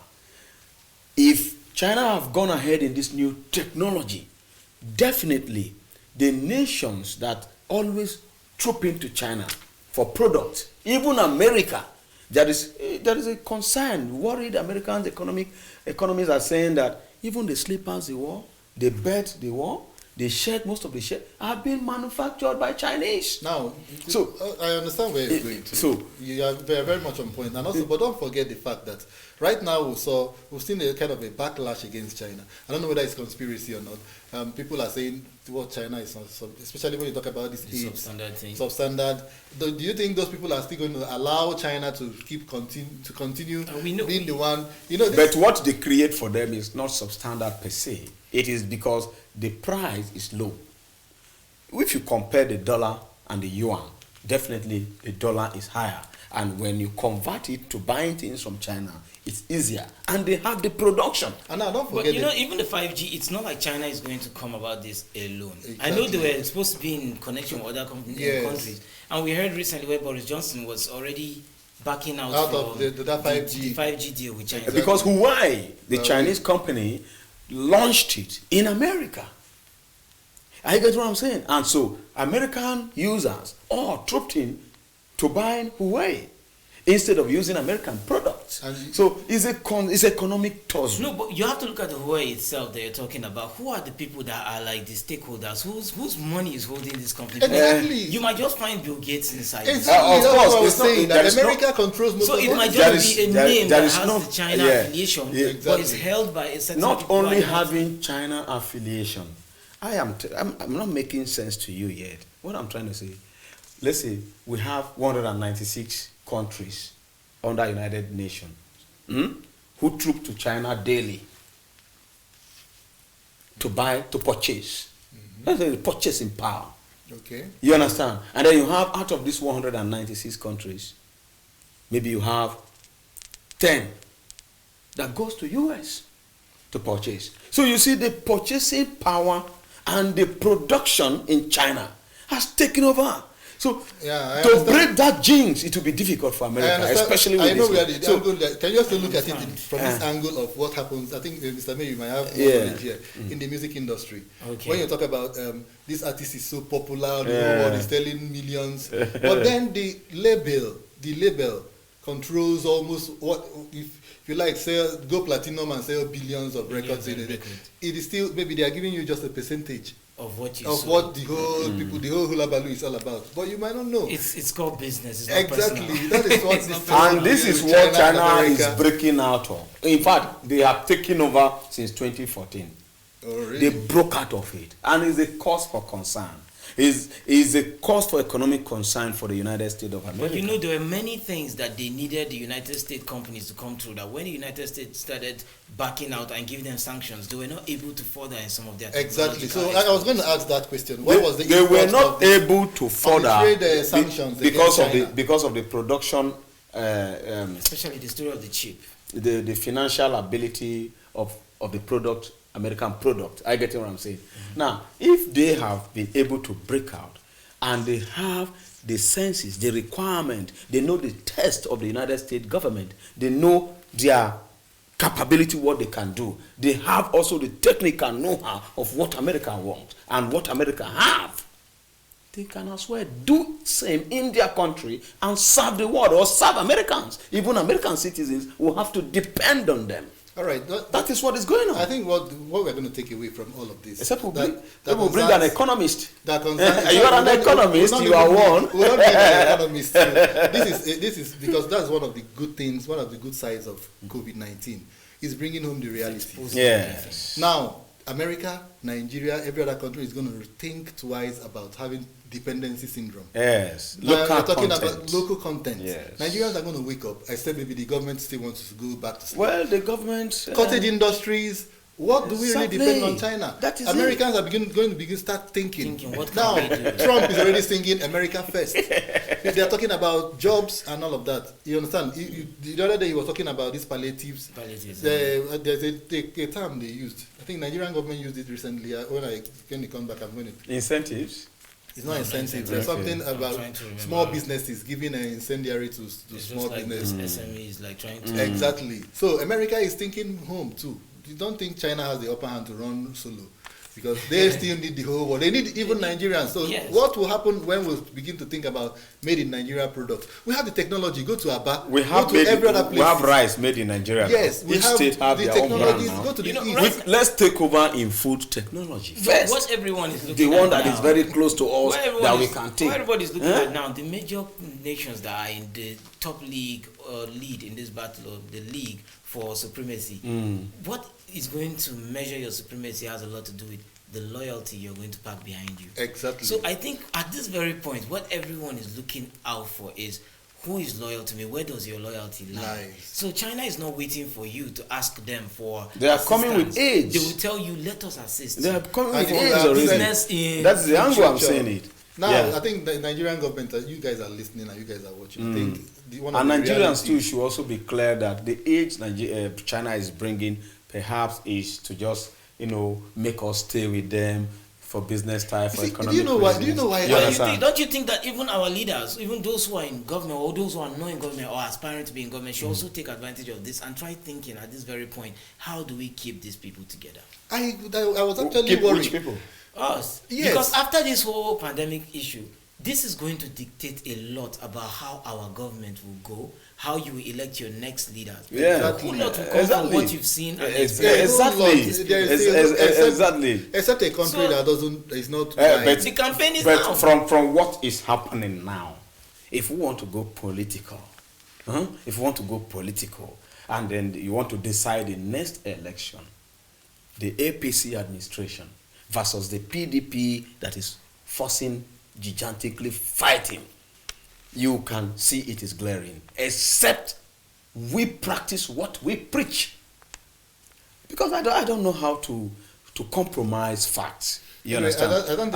And let me say, the president have very good intention. I'm talking about President Muhammadu Buhari. And he has given out policies that are very, very good for Nigerian citizens. You see, the bureaucrats, we know them.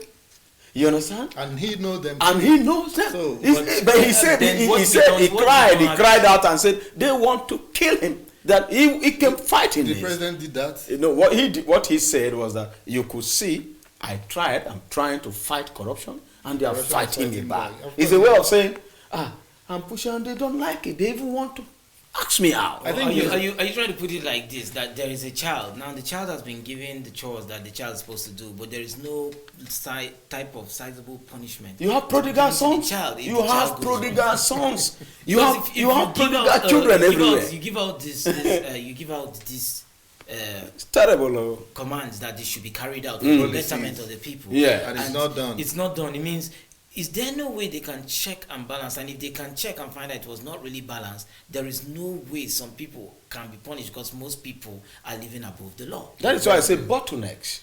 This is bureaucracy. And then if you have a government that has a whole lot of people that are above the law, or do not follow instructions, or do not want to play, or lack the political will to follow through with policies that will affect the generality of Nigerians, then there's a problem somewhere. It is not even the responsibility of the president alone. Because when he gave a policy, for instance, about giving autonomy to local government, both financial and political autonomy, you saw how the Nigerian Governors Forum came out against it. Well, you see the problem. Leadership is supposed to be a team. It's supposed to be a team. The difference about being a teamwork in government is one person takes the hammer and is going to hit. I said, I want this thing to go to my people. Somebody have seen something good, glaring, that will benefit his people, and say, please follow me. You say, no, I must steal from the local government. Why are you are Mr. President, please stay on your jurisdiction. This is my state, I will steal. But you can imagine that kind of nation. If the president, because there are a lot of things that he has brought out that people didn't want, and they still went ahead to do that. So why should you bend to governors? Why should you bend to governors? Because they say no. That's what we're talking about, the political will. Why should Nigeria? You know why he bowed? When the it's like you are forgetting that. Subordinate, what will come to another person's mind? You are forgetting that. What more happened? You are forgetting that. Exactly. The administration of the PDP that passed, I hear me, they made the constitution in such a way that even in 20, 30 years to come, except it is revoked and reconstituted, okay, how can a constitution empowers a governor, you understand, to the extent of stealing? And it also empowers a president to be a superhuman. No, the president is not a superhuman, because you can see the tussles between the NGF and the presidency. The policy of what do you call it? The policy of those monitoring the local government finance now. Yeah. What is that their name? Nigerian Financial Institution. NFIU. It came. It looks like a sleeping dog now, because the constitutional framework does not allow them. But who is the constituent of this constitution right They now? have the National Assembly. Who is controlled by who? But you see, the proposal have been there for them to reconstitute. It's still what we are talking about, the political will. Bureaucracy is just too. If you know that this constitution is not serving the system, and then there is so much loopholes for people to do and go scot-free with corruption, with ill governance, why not do away with it? And that is the situation. The people you might leave to rebuild or to make the new one might just be the same people you're talking about that are doing whatever they want, because they happen to be in the corridors of power. and they remain there. They don't. I don't get what you're trying to say. So who do we leave to amend the constitution? Thank God Ahmed Lawan came up yesterday. He too saw something and said, he spoke out against what is happening. I want to speak to him that yes, the onus is on you. Because you are the chairman of this. But again, don't forget today in the news it was there that the National Assembly is refuting a lot of things that what they actually said is not what people are reading into it. The way what we watched. Yes, but they have come to go and check the news. Which news is that? Go and check the news. That they didn't say what. It appeared like there's a way they always say it. They were misquoted. They were misquoted. So why should that be? If you say something, well, I've not heard Ahmed said anything like that. The leadership of nationalists came to check the news. What he said that we watched yesterday is clear. It was like a panel, and people were transmitting. No, he's not saying that he did not say it. But he is saying that you are misquoting me or misinterpreting what my intentions that is the politics, of course. He has made the statement. Exactly. It is politics. Let me tell you. Do we have to mix politics when you don't mix politics with governance when it comes to what will be for the betterment of your people. Just go ahead and do it. It might be hard on you now. They may recall you. They could vote against you. But I tell you, it will be sustained in time and in history that once upon a time, somebody can just recommend you. Yes, I hope a lot of politicians will buy this ideology are trying to, because it's I am one of that type, and I will continue, and it will be sustained. It's definitely not there because to make a change, you yourself you have to begin the change. Maybe we don't know what they are going through, because if perhaps you are in their shoes, tomorrow you might come up and say, "Sorry, Nigerians, what I was saying, I was not really actually meaning what I was saying." But right now, what is pertinent to every Nigerian is that the COVID-19 has come with a whole lot of realities. It is time for Nigerians to look inwards. It's time for Nigerians to wake up. Nigeria, please think. Now, the rainy season is here. People are saying we are bored at home. Please, this is the time for us to hit the farm. This is the time for us to take control of the agri economy from China or from whoever is handling it for us right now. Hit the farm now. You see, when we talk about hit the farm, we're looking at the social distancing. Yeah. How do we do it? There are people who use what you call community farming. They do not own land, so they are always given a portion to farm. Where there are almost like many, there will be many on that farmland. So how do we balance? Now, I think if you are on the street, most often you will see there are security agencies and they are stopping people from moving and all of that. Yes. I believe you me, if you tell a policeman you are going to your farm to farm, because I mean they relaxed the law for food vendors and whoever. Okay. Now I'm going to farm the food that they are going to say and tell me not to go to the farm. I don't think nobody can say that. How many people are farming in the city? Exactly. So now at the rural area. I'm not looking at the fact that they are stopped to farm. I am just asking, with people not having farmlands for themselves to farm, like people who have to take it on loan. Okay. Now I give a piece of land to 10-20 people and I tell them farm. Now we're talking about social distancing, but these people have to be together on that very land. If you are farming, you are not carrying somebody on the back. Farming has its own way of distancing. Subsistence farming mostly is through the local. One way or the other, that distancing is still there. I still see people play football and nobody's stopping them. Yeah, I see them. I mean, open spaces. Enthusiastic sports lovers. Yes, because they are bored at home, they come out to play football. So if they are using that time to go to the farm, because now clear the farms and I'm advocating. But they are in the city. Even in the city there are patches of green land. Exactly. I mean, people should think, because now we're talking about hunger, food to eat. So this is the time for us to grow what we eat. Now the COVID-19 is bringing home that reality. Exactly. Perhaps there might not be. That's why we'll have to take advantage of the agricultural sector. Even the Mr. Bigs now, we need the farmers. Yes. Because I mean. And this Minister of Agriculture, I'm not hearing anything from him. I'm not seeing him making waves. I'm not. To be honest, I think he has to come out with blueprints that will make Nigeria sufficient in food production and even local content packaging, so that we begin production, because the bane of the first diversification under this administration is agriculture. So we have to think agriculture, and we have to feed the United States of America, we have to feed Europe, we have to feed even Asia. And you can see Chinese people that when we're in Lagos, we used to see Chinese people call, you exchange ground, even lizard, we can cook lizard and give to them, because we can farm lizard. You understand? We can farm snakes. We can farm lizards. We have snakes plenty. We have lizards all over. We can farm all those things and export to them. I know some places where they export ginger and all to India and China. So I was wondering, with this lockdown and with all that is happening now, what happens to these sectors? And these are sectors that people are not even looking at. Exactly. That's why NISAR is there. It's agricultural lending. So I mean, it's there. So we are accessing this loan. It might look very difficult, but believe me, Nigerians are getting it. So it's the onus now lies for young people who are bored at home right now, coming together, putting their heads, think, how do we get this loan from the South? How do we start, especially on agribusiness? There is a whole lot of things we can do. And we have Bank of Agriculture too. Like we are mentioning China and all of that. We are busy killing off cockroaches and stuff. But this is food. This is food for people. We could start.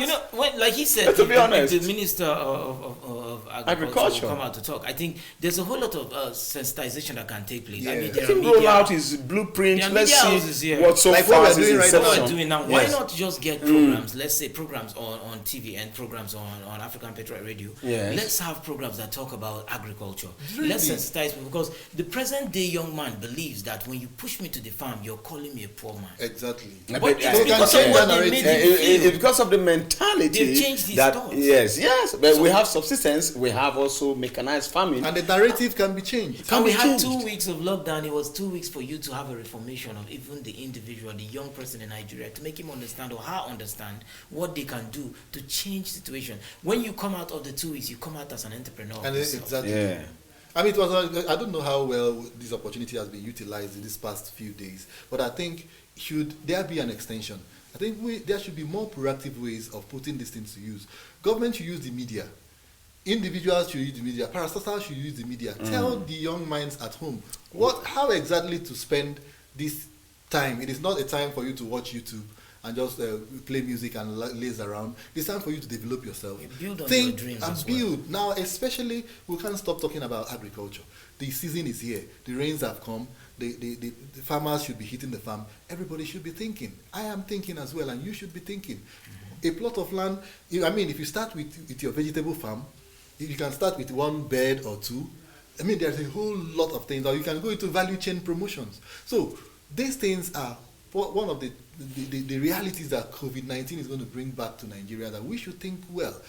If the government is not thinking, right now here we are bringing up this, we are even giving them cheap consultants. They're supposed to pay for all of this. But this is patriotism. That is patriotism. If people are looking into the farm, we should also look into the things that have been affecting farming. One of them, which is insecurity, where we had the bandits who come into farmlands to attack and the headsmen and all. But believe me, right now, those people are not thinking about destroying. They are not thinking. It has dropped down to a level. Everybody's thinking about survival, and that survival starts with the stomach. What do I eat? I hope so. I hope it's not that people are beginning to take their minds off what is happening in other aspects of life. Yeah, but we should but you can see that the entire polity, the entire system is COVID-19, COVID-19. So especially because of the lockdowns. Because of the lockdown. Palliatives is not coming. We are complaining about palliatives and all of that. But we have a whole lot more to do. Honestly, we have in this part of the world. And we have the power. We have the youth, we have the land, we have the resources. So let's start thinking. Right now, we will take this break. Correspondent Chiwendo went to one of the satellite towns to find out how Nigerians have been coping, especially in reactions to palliatives. Is it coming or is it not coming? How has the lockdown been? Let's see. And we'll get back to you. The program continues. Part of the federal government's intention to provide palliative during the COVID-19 lockdown, there has been rumors making rounds that some communities have received, while some are yet to receive. Let's go find out.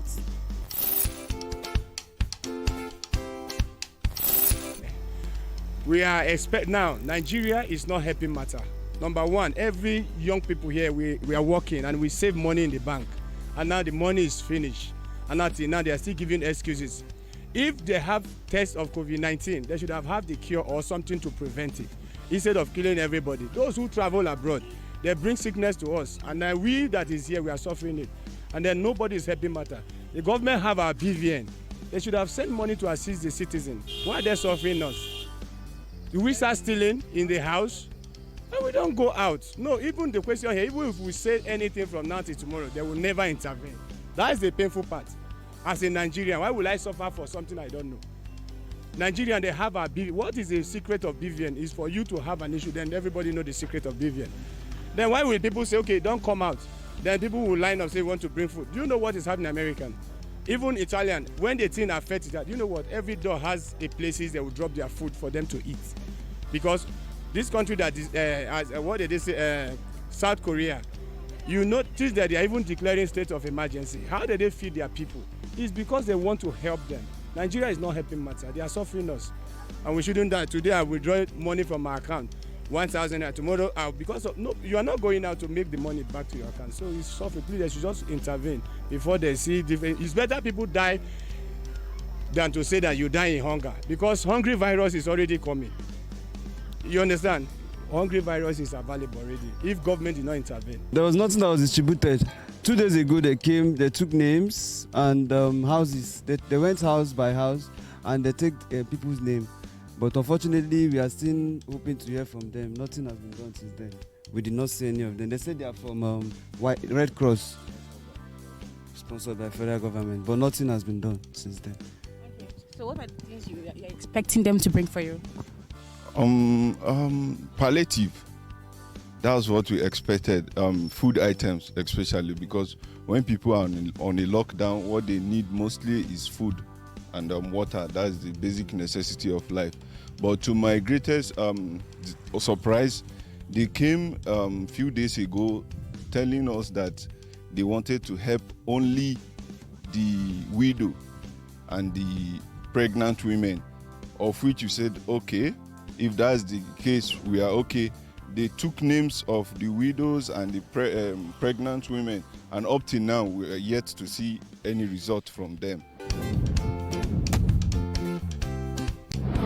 Actually, they came the other day, so I saw them with almost 2 hillocks and 1 box. They started bringing everything down that day, but unfortunately, they started transferring it back again. We asked him why now, why? We don't know. They said they bring it for this village so that they can able to share it for everybody. But unfortunately, just take it back. The other day again, they still bring. We saw one man again. He was writing people names. Said it's old women. They will now ask, what of we young boys that we are feeding from hand to mouth? How are we going to succeed in this kind of condition? No work. We don't need to go to work again. The other day I was doing work. They now asked me I should go home. Nobody's feeding me. I'm feeding myself. So how are we going to cope to do this thing? So we need solution. Let government at least assist us in this kind of condition. Even now, corruption everywhere now. They have started stealing. If you can check one of my neighbor now, you see that on Sunday they went to his shop and robbed him, steal all his property just because of this coronavirus. Everything just because of all these things. Sunday evening, come and steal my goods, but the security they are not doing their work because they know how to go after the shop and lock the shop down, but they don't know how to guide the shop in the evening. So if you can see what they did to me in my shop, almost 20 bag of nail and on 10 roll of bandy wire. Then I've sold all of them. See where them boss now. I don't know whether you're covering there. So I don't know what to say again. Because federal government should do something and talk to all this security in Kondoma and Sokoro village so that they're more active in their work, but they now do their work a lot. I did not receive anything. No. Even my wife that went to that place, we told them that it's only baggy people used to collect 10,000. Then non-indigene, they will not give them. Baggy people, they will write their name and their number again. When they come back, they will lock them inside the palace. Then start calling the baggy each house by house. Tell this one to go and call this one. But it's only the baggy people they give 10,000. I did not receive. My wife did not receive anything from Kobe Seliki. So you saw them? I saw them on my eye. They carry bag with a white envelope, name on top.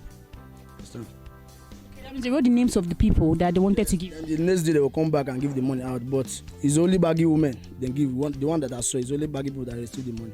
They have everybody's BVN, so that's why going out to high it does not help any matter because just transfer it through BVN. That's all. But it's very simple. They are the one testing me. NCDC do this, so they send that way. They can also send my money through that the same SMS. Very simple. Thank you very much. Okay, so did you get any food item? No, did not get any. They are not even see there around us. I only had that they came on other Saturday, that's Koza Church, but did not reach our side. They only go to some other corner and give them few and go back. But our side did nothing reach. Nothing never reach you at all? Either government or individual or God, church, we have not come to our own side. Okay, but other people talk say the right names that Sunday. They write it on Sunday. They say they are going house to house. Even some people they see them for God, they write name, but they did not reach us. So that means you don't write your name? No. Okay, so what do you want the government now? So those that they say they write name, and it's not everybody. We that did not write, and I'm at one for that on Sunday, not going. They should pity us and help us because this one is getting out of hand. We are suffering. No matter what happens, and since they say government are help people, let them still consider us and help us. Garri 400, spaghetti 250.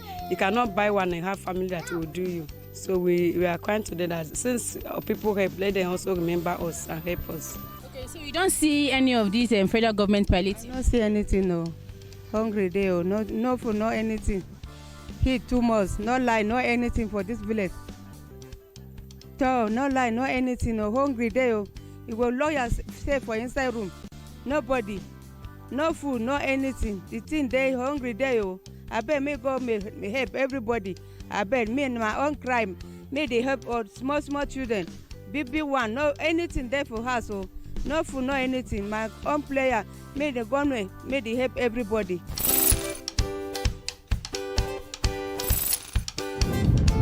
Okay, so it was observed that foodstuffs and other palliative were brought to be shared. Did you get anyone? I didn't even see them. They didn't even show face here. Talk more of sharing. Yes.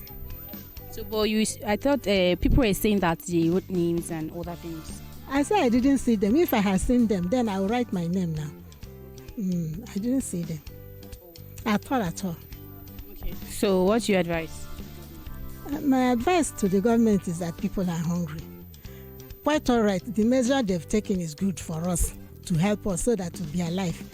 But one cannot continue staying at home starving. For people like somebody like me, I'm 68 now. And there's nobody, my children are not even working. And I don't have much. I'm not doing anything really. Then for me to stay at home for more than 1 week, you know what it means. So there's the need that if they want this thing to succeed, they should at least bring something and give to people. And giving it to people anywhere is not the solution. If, like, as you have passed here now, you've seen a gate, you know that a human being is living here. If they can go from house to house, the people who are there for Obodo Yibo, I think that's the way they are doing it. They'll go from house to house, drop something for people, so that if they drop for you, you collect. Then you use it and manage yourself and your family. You will not be worried, you will wait, knowing that this measure they are taking is for our good. And we'll continue to pray to God that this thing will be pass us by. Yes, actually, I heard, it's not as so. I heard that one van came here and some women around tried to go and collect their own, but the van just went away. That's what I know about it. True, but I didn't see it. So what do you have to say on this, the federal government? Well, I don't know whether it's federal government or who that do that palliative or something like that. I don't know who did it, but that's what they said. As this woman, so that's it. Well, the thing is that quite right, if it is from federal government, it's a good move because the stress is too much in the country. And you see what is happening now. This coronavirus stay-at-home issue had made people, the family to in fact to be very aggressive in some other ways, and they even caused the government. Did you see them? No, I have not seen them. But you heard about them? I heard about that. What did they come to do? Well, I don't know now. I don't even know what to do because I know that if I go there, they will not give it to me because they don't know me. And they share the food because they do it in terms of people they know. So like me, now if I reach there, they will not give me. I remember, okay, let me just say on Sunday they came to my my area on Sunday. They said they are writing names Then when I came out to follow them do, they said no, it's not young people like us, it's adult like mothers, fathers, that's what they are giving. So I said, okay, no problem, since you say so, no problem, let me just go back. That's how the thing just be.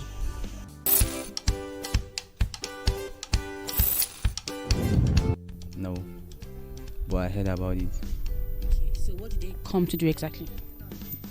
For me, they come like to help, because the way the situation now is now, like things now so like hard for people. So for me, it's very good, but I didn't see any of it. So are you expecting anything from the federal government? Yeah, more than more safe. So how are you coping during this period of the corona? Wow, it's very hard for me, sir. Like for me now, this is 2 days now, sir. I didn't see any quality food now to eat. So it's very hard, and it's very something like very painful for me now, right now, like this, because I'm not going to work. For me now to move some kind of things, I can't do it. Yeah. Thank you very much. So that if you look at the situation of this environment, you understand, look at how masses are suffering. No light, nothing. You cannot even come out. Then block all the provisions. Moreover, even the Okada to pick somebody to even go to where to find the money, there is no chance. And later on now, the vigilante group and the police, they are now arresting the Okada people, be collecting 500 naira for what? Is it helping this country? What did you expect tomorrow to be this country to be? We are young children of the country. We have many graduates. There is no work. All this is labor work. People are going day by day, be getting what they will feed. Today now, there is no job. There is no food for you. How do they want people to live? Look at no light, nothing. Look at this village. How people are sweat. It's bitterness. It's bitterness. Many people are even sick. Inside houses, no light, nothing. Is that how this country will build up? It's not more helping matter. It's happened for the youth now. Talk less of the people that have crippled. How the crippled and the handicapped people will feel inside room. No, it's too much. Well, we heard that they came to share some foodstuffs on Sunday and wrote names. Nothing happened yet. Nothing happened yet. Because the only thing I see Red Cross, they went to Chief House, they came back, they passed. I don't see anything up to date. Single one person, they have not been given anything. I've never seen anything. Okay, just observe that palliative was shared in the village. Did you get any? Or did you see them? A day first today on Sunday, I see somebody told me that they share food, they write name. So to me and my friend will rush to the place. I didn't see anything like food, even money, nothing I see. Well, did you write your name? They didn't allow me to write name. They said they will write name from age of 50 years or people their husband die.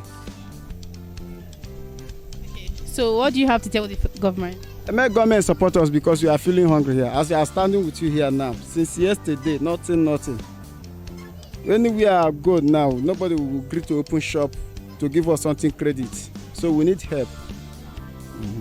No, in this place, I think they have not started sharing anything in this Baduma village. But we have been seeing those things in the social media. We just see it in the pictures in social media, but we have not seen, we have not touched, and we have not seen anyone that touched or even eat. So it's so pathetic that federal government locked us inside and we are dying of hunger. My colleague here, they knelt him down because he came out to just to view what is happening. They say you should go inside and stay. Some of them say they are sick because they can't come out, dying of hunger and everything. It's not just moving. So federal government should do something about that. It's so pathetic, to be honest. It's so annoying.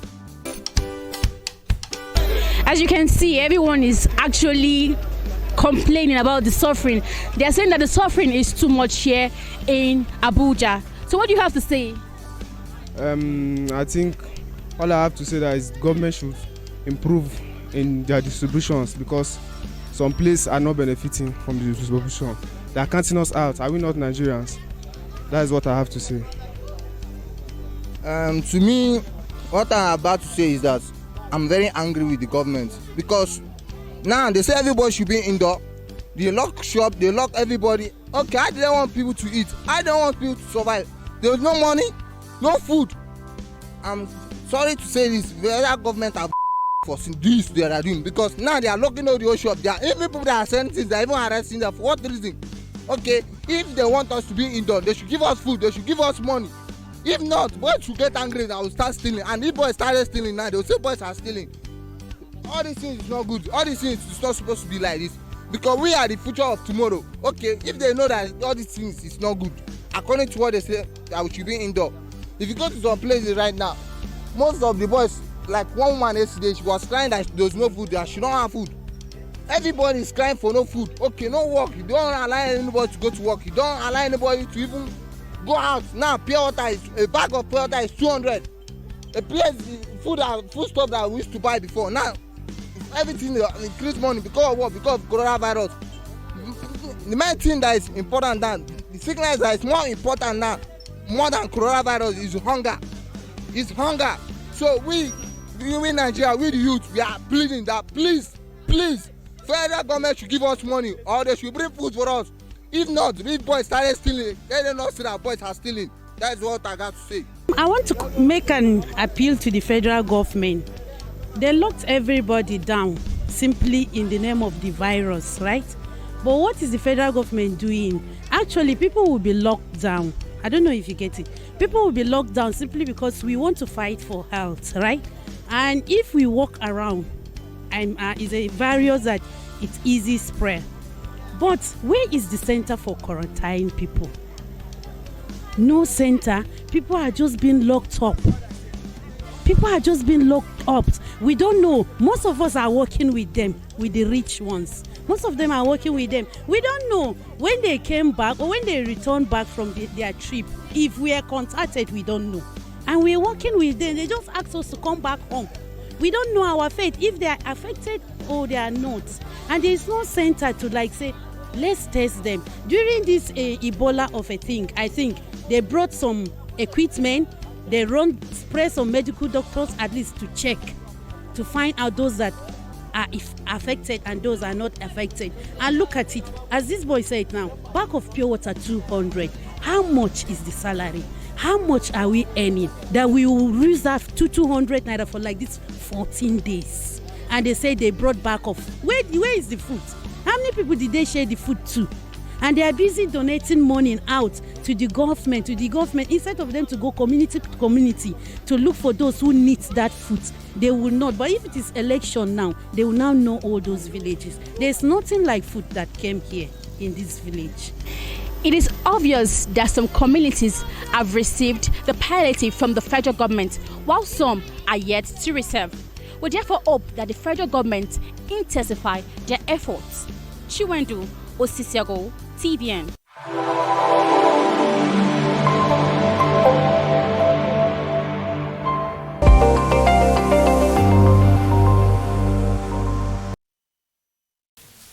Thanks for staying tuned, and if you're just joining us, the Situation Room, Television Nigeria, talking about COVID-19 pandemic and the lockdown, day 10 in the Federal Capital Territory, Lagos and Ogun State, and also some other states in Nigeria who are on a lockdown, who are on forced holiday, all in a bid to contain the spread of coronavirus. And we have been hearing about some Nigerians talking about how they feel, how it has been affecting them, and all of that. But I really have, like we keep saying, we were saying before we went for that break, this is time for us to wake up. One of the respondents there said, now it's coronavirus. The next coronavirus is going to be hunger. Hunger virus. Something bigger than coronavirus is coming, which is hunger. So how do we solve the problem of hunger if we don't think? Agriculture. In one of the people that were interviewed on the street, he made mention of they collected names of people, and he said 50 years and above, and as well those who lost widows. He didn't say widowers though, he just said widows only. Women who they are okay, so 50 years above, I think what these persons were calculating were people they saw that were not in a vibrant state to to provide for themselves. But what I don't understand again is everybody's on a stand down. And people who could provide to for themselves too cannot stand. act.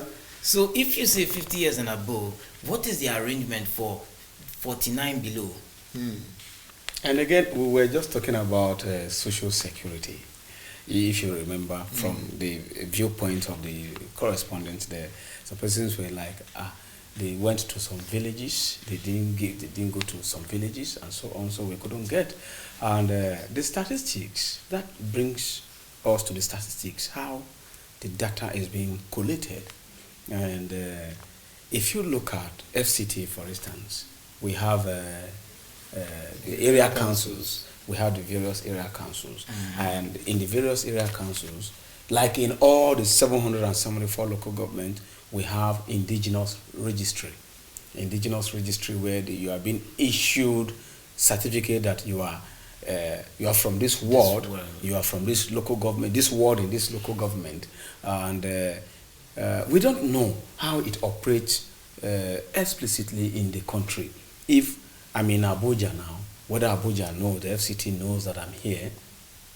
You understand what I'm saying? Yes. So there should be that kind of registry in every council and from door to door to get statistics of people living in houses or in estates, in the street, citizens, indigents first, then non-indigents, so that when you want to reach out to them, you could just, from the registry that you have computed, you already know what to do. And it's an eye-opening. Exactly. You just press the button. You know that we are just at, let me say, free nation where everything goes. People comes to the country, the border is open, the state boundaries, you can just come anytime you want. I think the onus lies on the National Population Commission. We talked about census. What was the last time? 96 or thereabouts? Or 2006? It was a long time. It was a long time ago.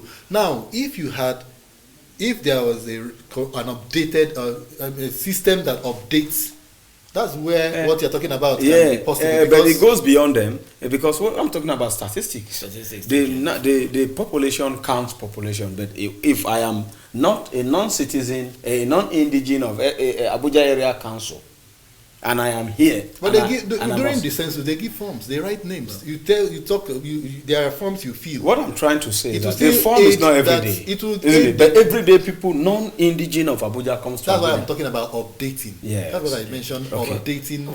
The social security is porous, and we have a whole lot to do in the country. Because now, if you look at the mobility of people, if you look at mobility of people, now you're in Abuja. Next week, you're in Abuja for 2 weeks or 3 weeks, or maybe a month. Or maybe a youth corps, then you leave. So, are you going to say I'm a permanent resident or I'm a as you are leaving, the computer should know that you are leaving. There must be a statement, a reversal statement that you issue. Even from your phone, you should be able to send a mail. And maybe a toll-free, or you can just toll-free. You understand? You should be able to send a mail that you are leaving the city. Now, and then you'll be deactivated. The problem is this. So most times, I don't know how they do the social security, but I think it is. Most times people use these things as a crime hideout, whereby you can't check who moves where. I commit a crime, I change location. But we are really going into that now. Yes, but you see, there's something I thought. There was a certain time when I came into Abuja, I was doing a job for 2 years, and I met somebody who I knew back from where I came from, and he told me, "Have you registered yourself with your liaison office?" Of your state. Yes, we have liaison. Now, if you calculate, if you say I should come and go to the secretariat of local government or so in Abuja, might become a whole workload for them. Yes. But if everyone could go to their liaison, because what are the offices doing? Yes, and if they need to there, collect the number of people from their and states give to the area councils. Good. So the area council can now relate with the liaison offices if instances like this come up. Like, okay, we need to know the number of people where. How many of your people are in this town? From Kaduna State, from Lagos State, are in this town. And not forget, and the whole data about you should be there. Listen, apart from, that's why I always say the thing is about the citizens. Now, this is a citizen action. If you look at critically, if you are very, very in touch with your people, you find out that in Abuja, there's a Benue State Association somewhere, there's a local government association somewhere, there's even your village people association somewhere. Of which we have. They always ask people to come and identify with your people wherever you are. Now, the problem is, those places, those clusters, are they aligned to a central database? Like you say, somebody from local government now, or so and so village, we have 5 from this association. They may just and then be you go doing to the liaison office and then drop this register that 10 of our members from this so state are here. It doesn't necessarily mean you going to that place, because it might be really cumbersome. But if you have some of all these things, associations, state associations, that could do that, unions and all of that, You know, it's the still fear, another way. is, you've heard of what they call, in offices, they call it ghost workers. Okay. Where somebody hijacks a system. You now tell this person, okay, get the names of ours and our database and everything of ours and take it there. And someone now fixes 10-year-old child, increasing the child's age to 18. They did it to us while we were applying for agricultural loan 2 years and a year ago. Cooperatives turned middlemen, and then they went collected the loans from the Bank of Agriculture. And they wouldn't distribute it. And we saw nothing. There's always the hierarchy. So the hierarchy. So that again is another loophole for corruption. Another conduit. So the cooperative should be broken. Should not be affiliated with Bank of Industry and Bank of Agriculture. No, but if you look at the setup of cooperatives, they have laudable objectives. They have good intentions. But then the people driving it, carrying it out, criminally. Just like I said the other time. Most times, if you look at it, the visionary, the person who has the vision is not the person there. Possibly they told someone design. So it's a conduit. I design, I move. Yes. So the vision dies or moves with the That's person. why the system should find a way of checking itself. People, individuals are the one that drives government mechanisms. They are the one that drives parastatals. It's all about the individual. What's the orientation? What's your personal outlook on this? Some people are like about me. I just grab for myself. Every other person goes. For my family. If you have someone like that in position, whatever he is heading. Before you know it, things will not work out well. But if you have somebody that is liberal-minded and concerned about others, you find out that things, development will come. Once he wants people to get. So now, because now the COVID-19, you saw the caller from Port Harcourt calling on good-spirited Nigerians to come to the aid of, okay, so if I am a billionaire, I don't care if my next door neighbor has taken his breakfast. Would I care whatever is happening? So it's still appealing to individuals. You said today that we have amassed up to 22 billion from donations from individuals. It's because they had the mind to give. And today, I think it was yesterday, Kumuye, the Deeper Life General was donating 50 million. Did he confirm it? Because tomorrow now they will come and say. The other day we had Enenche gave 2 billion and he came out and said I didn't give nothing. They said if Fanyoba gave, he came out and said I didn't give nothing. And then people keep, understand? Let's hope all this is an audio money. The audio money is quite different from the one we could see read. So I would have really advocated for, if you really want to impact on people, go out there. You know where they are. Exactly. You know how to reach them. Exactly. You could the street. You know I mean. How our CEO reached us. I'm sorry, he reached us. It's put a smile on people's face. That's an example. So that's why I talk about the young man. Does that? You understand? Before you know it, this thing about people locking down for people months should be happy. Will not really be an issue.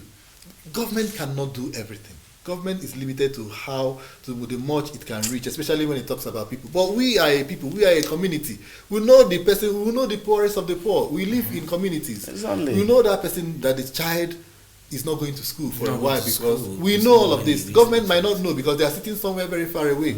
Even the local government chairman might not know. But if we care about others, and that's one big problem in Abuja, a whole lot of places are lock-up places. People are in their houses, fenced We round. need spirited You are living even in a compound. You don't even know your next neighbor. You've not seen your next neighbor for the past 1 week. He doesn't care how you feel. He comes out, he rolls up in his car and drives away.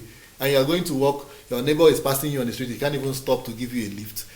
I don't know how that mentality has come about. People want to be on top of others. So COVID-19 is bringing a lot of things to reality. Not empowering others. It's bringing a whole lot. But you will see the greatest consequence of being a gluttonous human being is that the poor will fight you in the long run. It has come to that situation now. The rich has a way of using my money brother, as protection. My brother, don't you could worry. hire thugs, you we could hire the whole forget, we are coming to, you see, it might not be a physical fight. Yeah. We have come to the era where system must work. We just can't. It is obvious that we have seen it not working and a lot of things are dying. You understand? Now, just common data. We couldn't punch the system and say this is a central system data for Nigerians who are eligible, Nigerians who are poor, Nigerians who are poorest of the poor, Nigerians who are average youth, Nigerians who are graduate, Nigerians who are artisans, Nigerians who are undergraduates. So there should be a data. See, this thing is not magical. It is doable. It is obtainable, and it has come to that level now. And we have discovered that people, the usual politicians with that idea can solve our problem. Isn't it obvious? We have seen it. So we now go for people who, like you said, it will determine the next election. The next election. You'll be looking for problem solvers in the next election. Yes, we'll begin to look, and we have them, and we begin to bring them out. Some of them may not even want to go into politics, and we have to force them because we have seen their spirit and we know what they can do. I get me, and we can tell the people, look, this man. They've started agitating for them to. Yes, we have to tell them, because if good people do nothing in politics and you shy away, this kind of thing will continue to happen. Well, let's hope Nigerians elevate to that. This is your reasoning of knowing that this is actually an opportunity for us to screen whoever is saying we are going to be a front from the local government level, the axis of your zone, we have passed the state level will begin it. We have to passed through more terrible situations like this, and once it ends, Nigerians are very good at forgetting the past. We are very good at forgetting. This one is one that has to do with the whole world. This one will nobody will forget this kind of situation. We are still Nigerians. We are feeling it in the Nigerian way. But when you Fela says so too, we are suffering and smiling. Look, we've seen a situation where even you, a Nigerian out there, you are not safe. And if it happens, you want to come back, you are not safe. You are still not safe. You come back home, and in fact, when you say you're from a foreign country, you notice you are ostracized. You're treated as if you have something on you. So it's becoming that point. It's reaching that point where look, whoever is in leadership now will have to just start thinking, what do I design from now henceforth to make the system work? But if there is a design already that was supposed to make the system work that is not in use, you now start thinking, I have to start actualizing the system. You see, you don't wait for Mr. President or the federal government alone. State governors, local government chairmen, at the what level, if you don't have money, you begin, you see, like you said, we don't wait for the government. Is that not what you've been advocating? Yes, and I said, government have the larger chunk of responsibility in this. Let's say it is 70-30. And at the state level, it is also 80-20. So let the local government take the 20% to go and begin sensitization, to go and begin to act. But I think I will still say, let it be 80, let the government be 20. Now, you saw a couple of young men complaining, we don't have food, we are hungry, we blah blah blah. What stops this? So where are they going to get the money for the 80%? No, you don't have. Everything is not about money. I know we're talking about palliatives now. No, I'm not talking about palliatives. Okay, general. Look, the reality. The first person that spoke there said they know it's not going to come. I mean, so there's something you know that it's not going to happen. So why do you keep waiting for it? Just like this is a rock, and you say water must run out of it. It's not going to come. So since you have that notion, why don't you do something about it? Exactly. Now you can come together.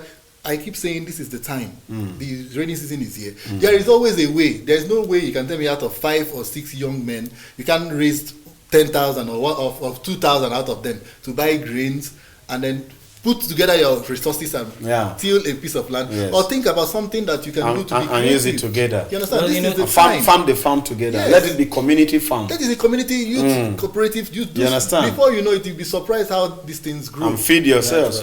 When you harvest, you feed the poor among you. Exactly. And there are a lot of wide expanse of land that are lying fallow. But who owns this land? No, the government. Most of them are owned by government. The Fadama owns. Government owns. And sometimes individuals that have not developed them. And I don't think any individual will see a farm, his own land that he has not started building on, and has been lying fallow, and some young people are trying to farm there. And he's going to ask them to stop. But most times with all these government farms, again, you go there as an individual, they'll still fall back to you coming as a cooperative. Then you form a cooperative. Then you form it. That's just what you kicked against. No, you see, because you see, the cooperative I'm talking about, the people representing you have collected numbers of people who are farming, and eventually the people who are actually farming don't get the money. So the government can break the jinx. If you have registered this bank account with us, because we all submitted a bank account, and you don't need to say, okay, I'm not dealing with the bank account again, I'm dealing with the cooperative bank account. No. But the send the money directly to the before the government even coming to break the jinx, you should know the cooperative you are joining. If I don't trust you, will I join you in a cooperative? If you don't trust me, will you be in a cooperative with me? My brother, is a pathetic situation where we have found ourselves. Like you, I have experienced what I'm saying here. You understand? If I have not experienced, I will not say. It's a reality. And it's absurd that when you trust somebody, you believe in somebody, and then you get discouraged. That's what money can do. When money comes into play, you just feel like, oh no, you understand? And that is it. All right, it is the COVID-19 situation room, and the situation is still a lockdown. Stay at home. But what we are advocating here is that if you are staying at home, please don't just let your brain go to rest as well. Think proactively. The stay at home is going to end, and then what next? Let's take with this break, and when we come back, we'll talk some more on the situation in the country. Join us again.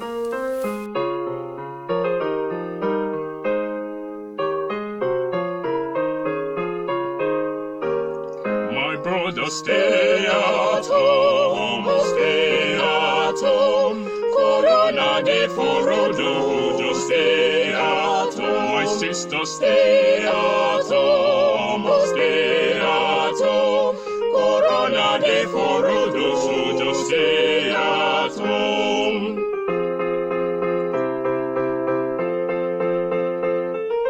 Stay at home, stay at home.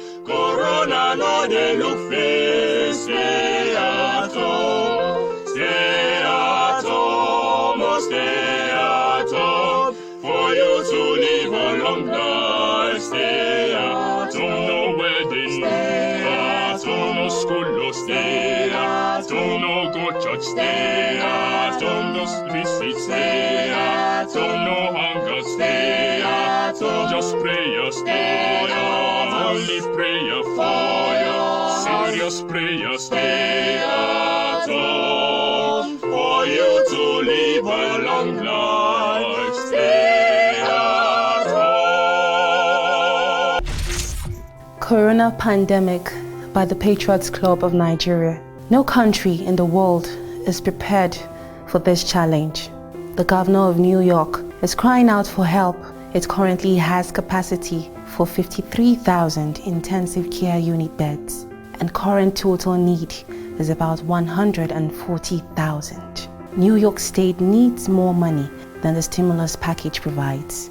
There's a hole of about $15 billion, and the stimulus only provides for $3.8 billion for the state of New York. UK is calling for 250,000 volunteer workers to assist with the deliveries to the vulnerable. The Spanish government is having to convert hotels into health facilities. The Italian Prime Minister cried openly as he strained to a wit's end. India has completely locked down 1.3 billion people in a bid to curtail the spread. The stories are appallingly scary. The information is terribly scary when we see our status, those of our public health system, and the level of information and acceptance of COVID-19 downtown. Please, let's imbibe safe and healthy practices. Wash your hands as often as possible, sanitize as much as possible, and ensure social distances are maintained. Please, and please, I can't shout out loud enough. Review your trips from over the last 3 weeks and contact check on people you would have met and those they've met with too. Self-isolate if necessary. We need to break the chain of transmission. Please call loved ones. Spread the love, care, and concern. Let's assure ourselves that we'll all pass through this and come out strong. COVID-19 is real and in Nigeria, just like every other country of the world. May God Almighty guide us through. By the Patriots Club of Nigeria.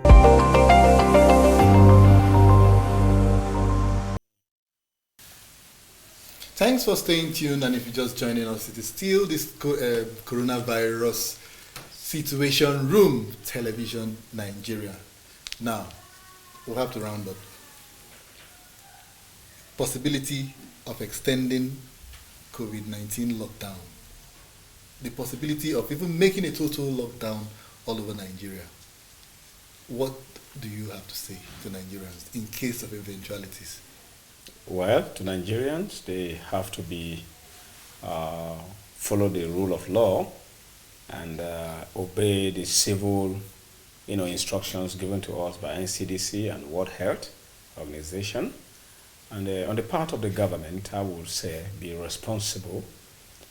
Patriotism is two ways. You have to be proactive this time since it is a lockdown, and the proactiveness now is to ensure that your database and your citizens are well taken care of during this lockdown, so that it will be a synergistic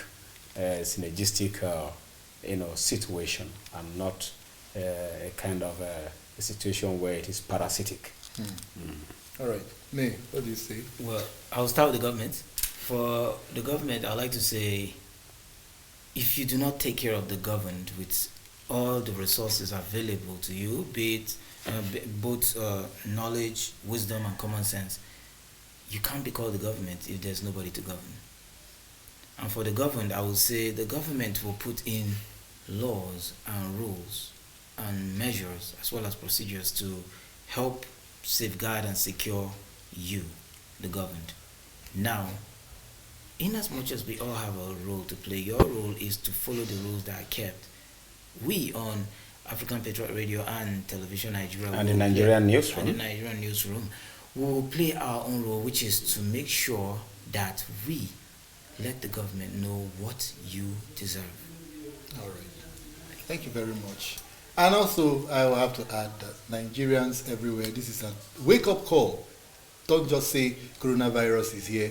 It's just where we are right now. It is an opportunity for you to develop yourself. It's an opportunity. This time that they say stay at home, please think. Please use your brain. Don't let your brain go to sleep. Think there is going to be life after coronavirus. For those of us who are survivors, what next after coronavirus? Always think. First, how to be useful to yourself, then to your neighbor, then to your community, then to Nigeria. Let's not use coronavirus as an opportunity for crime, as an opportunity for laziness, as an opportunity for blame game. Please, for corruption. Don't blame the government. Think about you, because the government is about you, it's about me. If you do right, then the government is doing right. If you do wrong, then the government is doing wrong. Because one way or the other, tomorrow, you are going to be in a position, and the mentality and the orientation you've developed over time is what you are going to carry into any responsibility that's given to you. So, use this opportunity of coronavirus.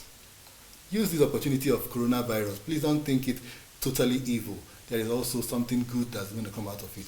Government, individuals, parastatals, please, let's think tomorrow. Let's think the future. Let's protect ourselves right now. Do all we have to do. Wash our hands, cover our noses, social distances, all the laid down procedures. Let's please keep them to the later. But in the midst of doing all of that, think proactively. Think Nigeria. Think the future. Thank you very much for joining us on the Situation Room. For those of you that called in, Thank you so much for those of you that sent their messages. Thanks a lot. Let's keep our fingers crossed. If it's going to be extended, definitely you are still going to see us again. But if it's not going to be extended, keep updated. Keep logging on to Television Nigerian, the Patriots, the Patriots Radio, the Nigerian News Group. We will always be on hand to give you whatever situation, whatever is happening in Nigeria. Log on to our website, www.tvn.news. Visit us on the Facebook, on WhatsApp, on Twitter handles, YouTube, all the social media platforms. Always look out for Television Nigeria, because we are here for you to give you the very best of the very best when it comes to information, when it comes to keeping you updated. And please do everything possible to stay alive, because we need you alive to do this together. Thanks very much, and have yourself a lovely Easter break. Bye.